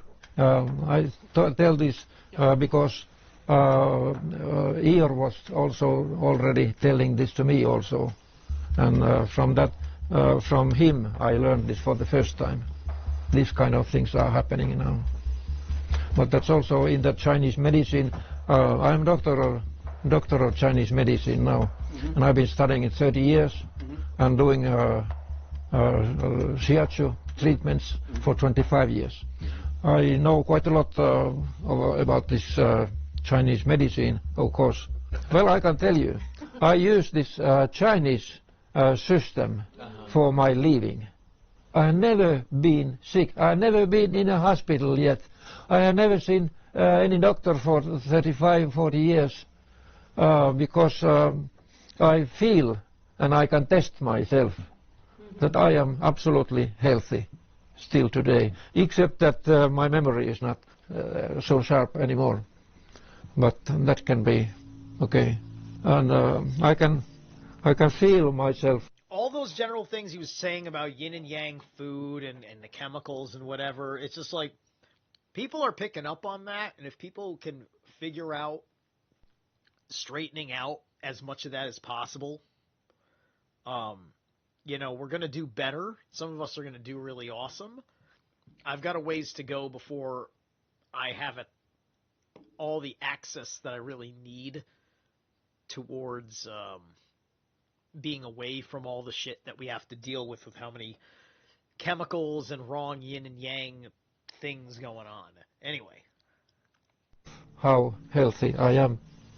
There are 3 places here, 3 places here, and from the surface or a little deeper or still more deeper going, and I can feel my different organs inside that are inside me.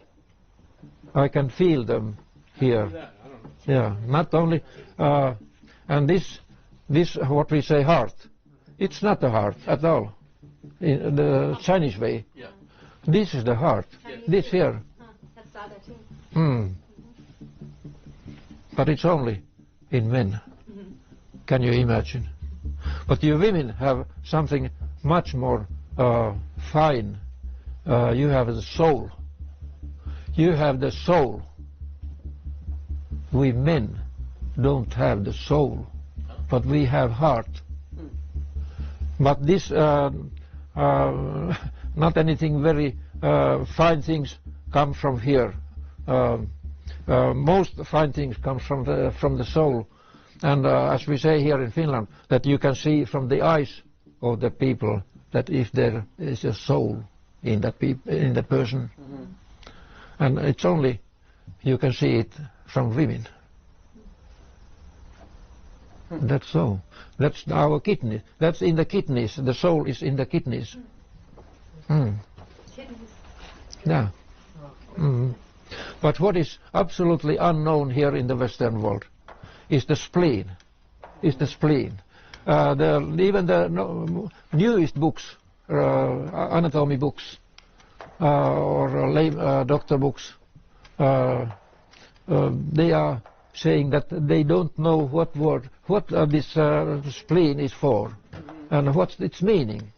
And it's also in the middle of everything. As the Chinese say that this, what we say, heart, it's not the heart. Because the energy line that comes from this pump, it goes here only. It is so small, so little important, very little important. So like he just cited meridian in making his point, right? That there's a depth of metaphysical respect to an answer as such, right? This idea about the pump and its energy line only goes right out, and he points to the tip of his effing pinky, right? So let me see what he's going to say right here, because I don't remember these particular details. This is excellent review.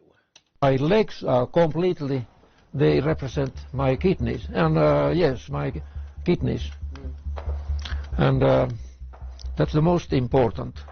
That's like a basic thing, completely. And then the energy comes here into our reproducing organs here, and then it comes here and goes to a hand right here in the center, and from here to this center finger, the long finger. What we say, you know what it means when you show it like this. Sure.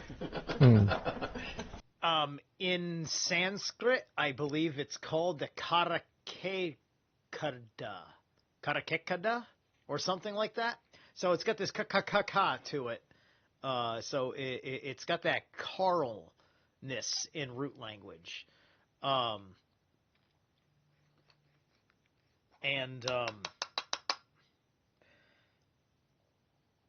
It's some sort of a defensive symbol. Same thing as the Maloika, which casts or defends against the evil eye.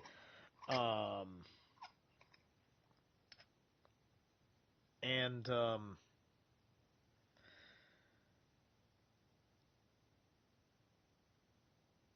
you know, when the palm is up, the universal symbol for stop. You know, it's also what you would do if you're working on your telekinesis to push things with your mind. Or even if you're energy bending in some way, shape, or form, like air bending in particular, which is kind of working in tandem with pushing around chi, right? So the other thing is, it's interesting, it's talking about the kidneys and the legs. and this is significant for me, and it's also significant to things I know because he's talking about how this system works running through a man's body, right? So it's related to the male aspect of things where we have the heart.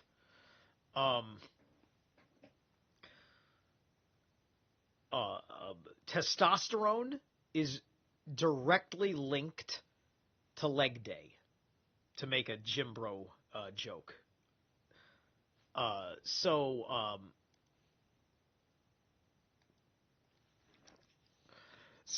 your actual testosterone levels go up the most from having strong legs, thus strong roots, well grounded, good footing, and then transferring that into good posture. You have good balance.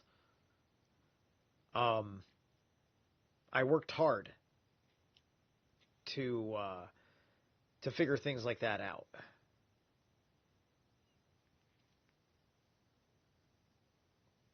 So, let's just jump back in. I'm sorry. The significance was that I had a kidney stone in 2022. At that point in time, I had completely flipped, and I was coming towards the end of the chapter of my life where I was the kind of person that I was before the pandemic. And was like that my entire adult life.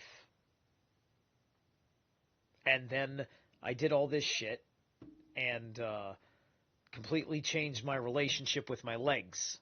And I was doing so much fucking running, right? I was addicted to the runner's high. There was even a point where I had run too much.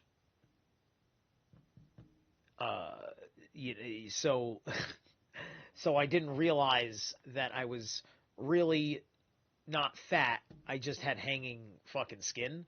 And so I was just like, I need to run more. I'm still too fat. Because I didn't realize, because I didn't have stretch marks, that I had already lost the fucking weight. I just have extra skin. Silly me. But, I ran so badly that I deteriorated myself down to about 155. And then once I hit 155, I bulked back up to about 170. And I look fantastic because I've bulked up properly and I'm not any fatter at all. Yeah. Only men have the heart because they are yeast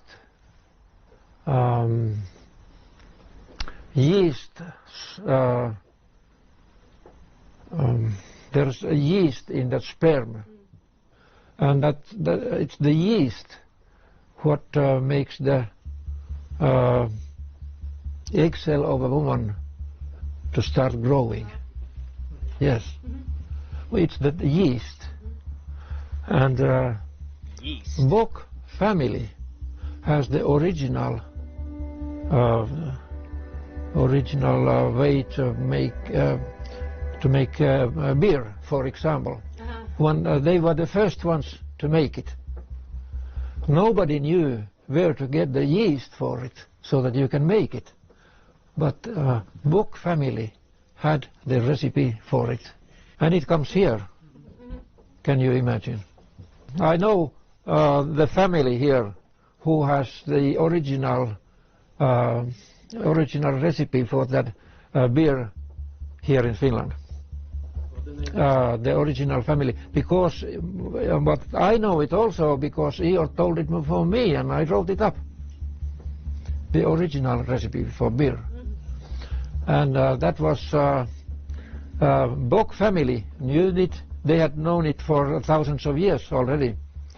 But it was not known here in Finland and here in Scandinavia or Europe, and unless this recipe came known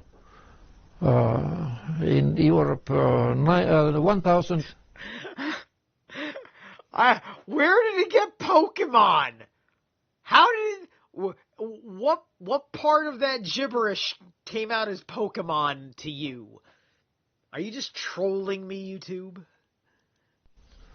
The year 1050, when the German soldiers came here, they were the Vatican army and the German soldiers. They came here and they got the recipe here, and they have some bottles of this Bock beer in the shops here in Finland. You can buy it here. That it reads Bock beer, and there's also the year marked on it, 1050. Oh. Yes. Oh wow. Yeah, it is. If you go to Alko, which is the place where you can buy all the different alcohols and be also these strong beers, because this Bock beer is always very strong, 8%. The King of Sweden gave a monopoly for this Bock family to produce this beer, to make this beer here in Finland and in Sweden also. That was 1248. And so they got the monopoly for it. And because it was Ior Bock that never bring any alcohol into his place. And you cannot be any drunk when you come there. But only once I took one bottle of that beer from Alko. I bought it where it says Bock beer 1050. I had to show it for Ior. It's still there, labeled there. Yes. Well, we drank even that beer, but that one bottle. There were four of us, two of these Indian boys and Ior and me. But I said that this one time we take down this, and Ior said, okay, we take it now. Because it's Bock beer, 8% strong. There is one very old big story they called Kalevala here in Finland. Have you ever heard the name? Yes. Kalevala? Yeah, in that Kalevala, there is a story number 20 when they said that there was going to be some big celebration in Lapland.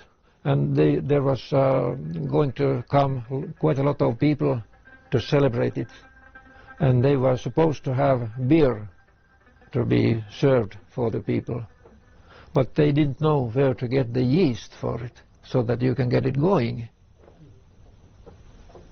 And then they sent several small animals, birds, for example, to try to get something that was yeast, but no, it wasn't.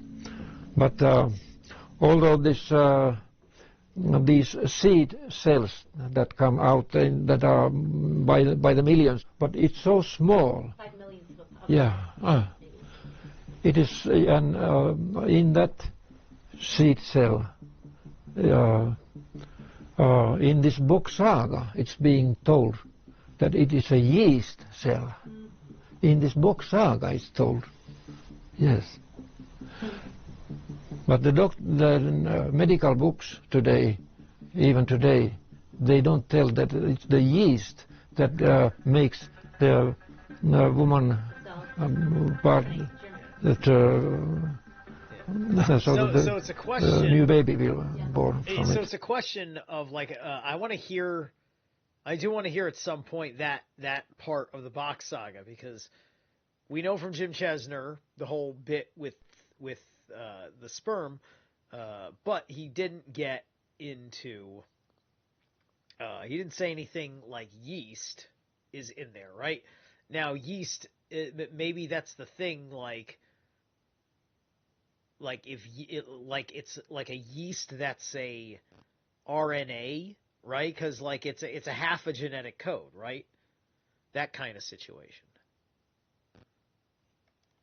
Yeah. Yes. There were two boys from India, and one was longer. The one that was here today, and I think I'll see him Wednesday again. And the other one was much shorter. Yeah, the court, yes. I was explaining it so that this shorter boy, he was afraid that Ior is going to oust him.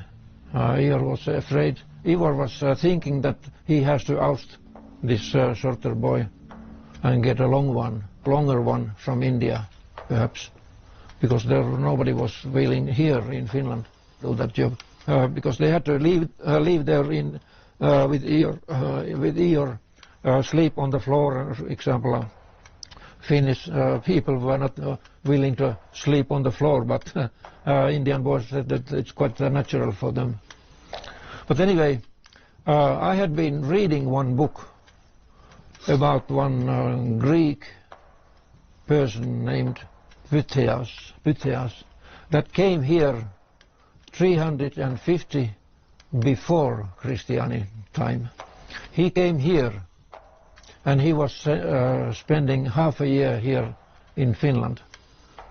He was explaining, he was making a report of that stay, and he was studying that, how long sun is up and when it starts and going down, and so he was here half a year.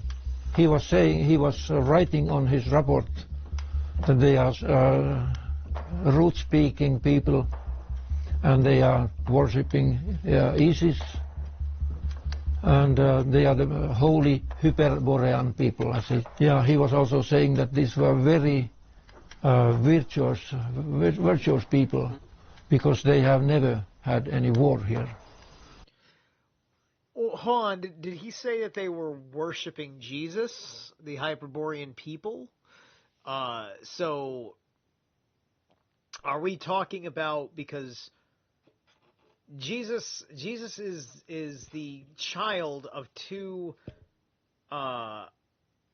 outcasts, as I understand it, from hell.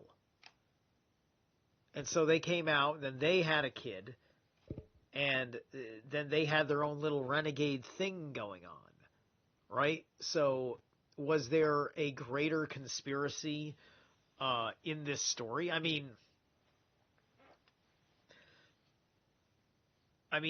it depends. Like, if there's nothing more that the Bock Saga has to say, then that can still tie right in. But I have to be sure that he said Jesus or not. Let me see. So let me go back to, I think, 49 minutes. Should do it. That they are root-speaking people and they are worshipping Isis, and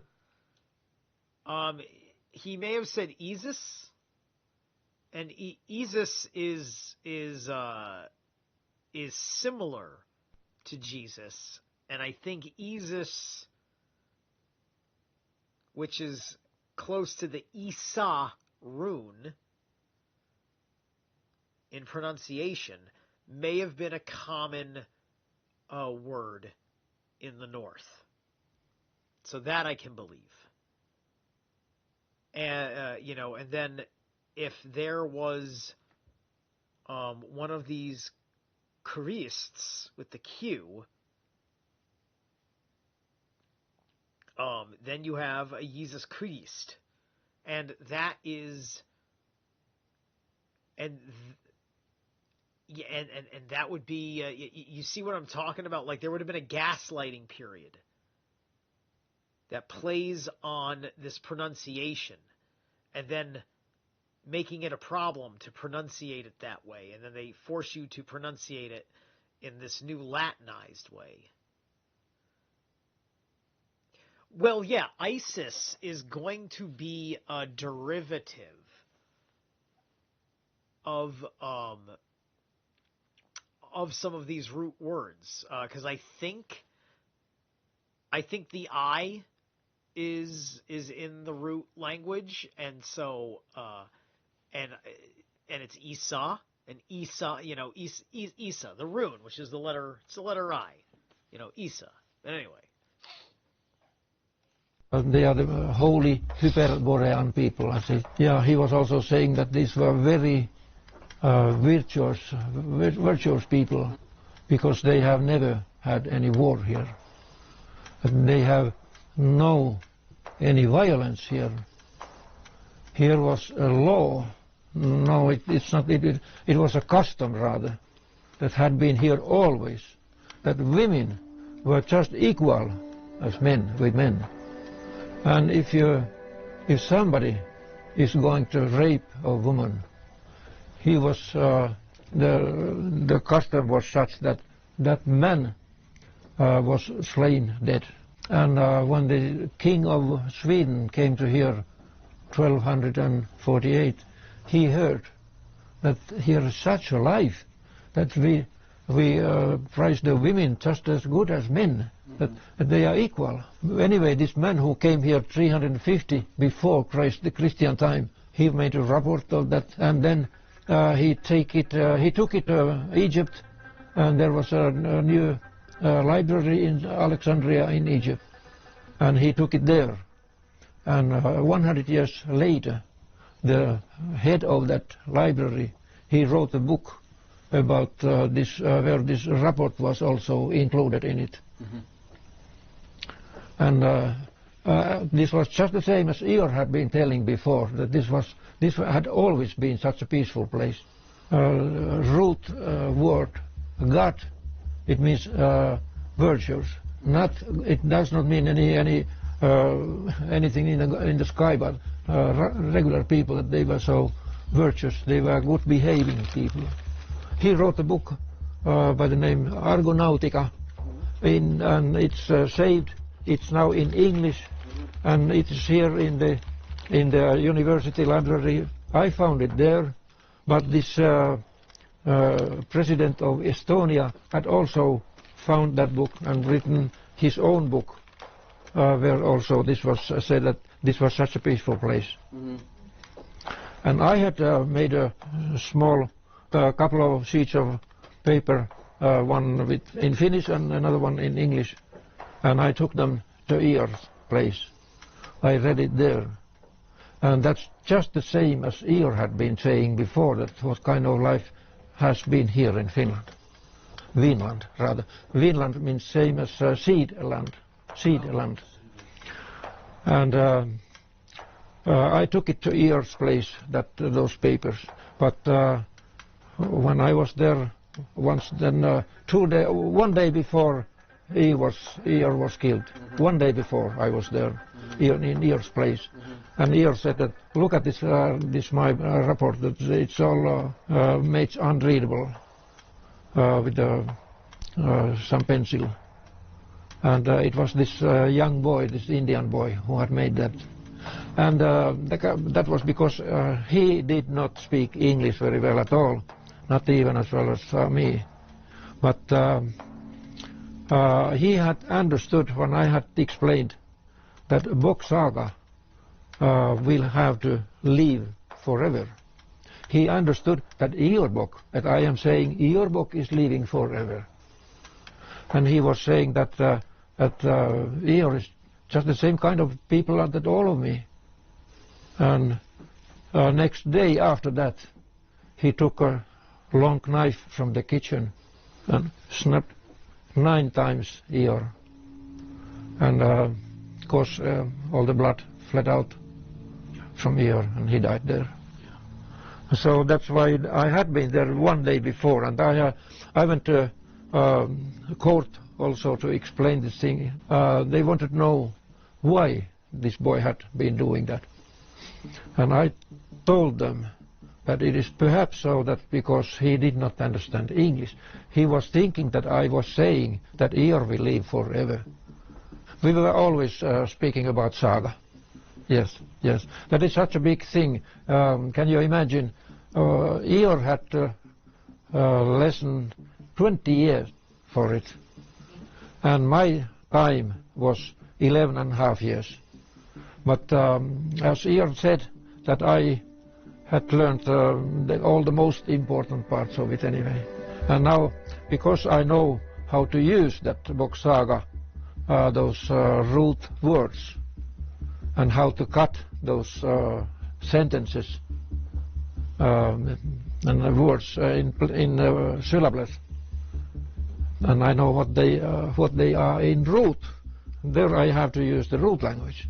So I have to use all these three: root, Finnish, and English. But the trouble with English language is that you don't have all these letters that we have. You miss them completely, and because I would say that this Christianity, this religion, they have a wrong meanings. Those words, they do not have those meanings that that we got from Vatican and from Rome. The root word does not mean that. For example, the God word, the word God, it doesn't mean God, but it's virtues, just virtuous people. These people and this Bock family, these people, but this Bock family people, they had been only virtuous people. They were very good people. And Eeyor's mother, for example, she spoke 7 languages. 7? Yeah, 7 languages. And she was writing letters, and she was corresponded, yes, with many cultural people here in Europe, and also perhaps other parts of the world, but anyway in Europe, because the oldest history was here. The Russian state around Novgorod, it was from the year 862, our time. Yeah, it's exactly 862 years when this Novgorod was established. And it was said that it was the son of a Finnish king who established Novgorod. But the word Russia, it's from here, it's when there were several classes of people. Yeah, the Rosette people are the second class, and they are the Rosette people, Rus people. Then when it's made short, that established this Russia. It's from their name is that Russia is actually in that. And I have a picture right now. I have been looking for it. I have a lot of pictures from these years. Picture of the last Finnish family of kings, the king's last family. So it was the picture in the National Museum here in Helsinki. Now they don't have it anymore, but I got it several years ago. So that was when he had to leave the kingship, or that family had to leave that kingship, and they came back here to live around Helsinki. Helsinki this hell has always been the main place for the whole world. That was also something that I just could not believe it, not for many, many years. But now I do believe it. But just because of this traces that I have found from Egypt and India and China. I can see I can think that who the people were, how they worked. Eeyor was explaining. They were there in Viapuri, in Suomenlinna, but also here around Helsinki. Also that Jerusalem, who is much older than the one there in the nearest. This place has been here before, because yes, this dancing grounds, I don't know how old they are. In Italy there has been found one or some that were more than 20,000 years old. Really? Yes.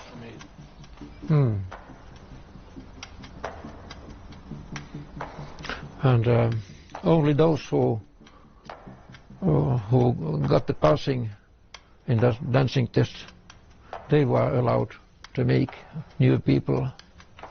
Most people were ousted. And actually those Finnish-speaking people, they were not here then yet at all. So they were only these root-speaking people here in Finland. This Finnish-speaking came much later. Although the Finnish official language was made here, or constructed here. And it was the ukko. When you mark the OK, the letters O and K, it's from the word ukko, the head of the family. There are root names, of course, for this. I am telling this is the Finnish name for him, but the root name for the ukko is... no, I can't get it out from my... You know, the way it sounds, you could even say that you are saying ukko and aka in short form, because OK gives you the A at the end in the first place. So aka or oka, what if you were saying oka? Then you're saying ukko and aka kind of at the same time, right? So you would say ukka, ukko and aka. You would say ukka, meaning things are in divine union. Ooh, that makes painful amounts of sense. I figured out that Eeyore knew so much more than me. I then learned much more about this Bock Saga and this world.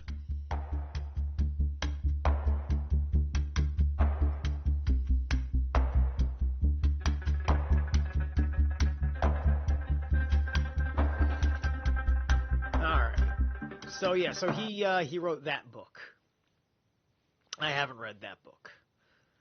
Okay, so I think I've given us a hearty dose of stuff.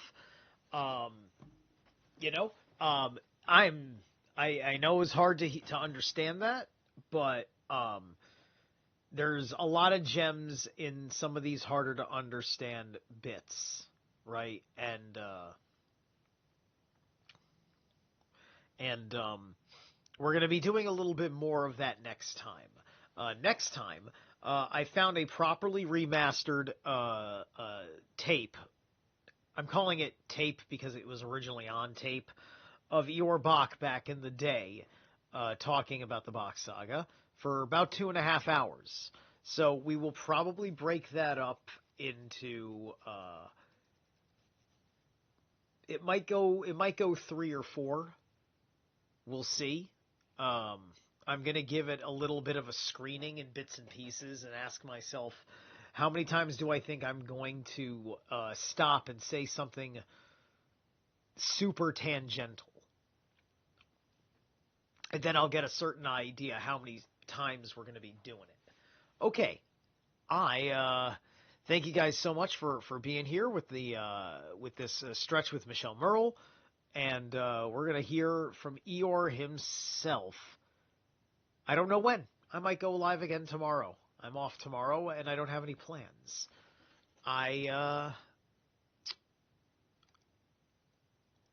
Whoops. What did I do? There I am. Yeah. So, yeah. I will, let me see how you guys do in the chat room. You know, this is the time for everybody in the chat to say something of a goodbye nature. Bock in the day. What book? Or what Bock?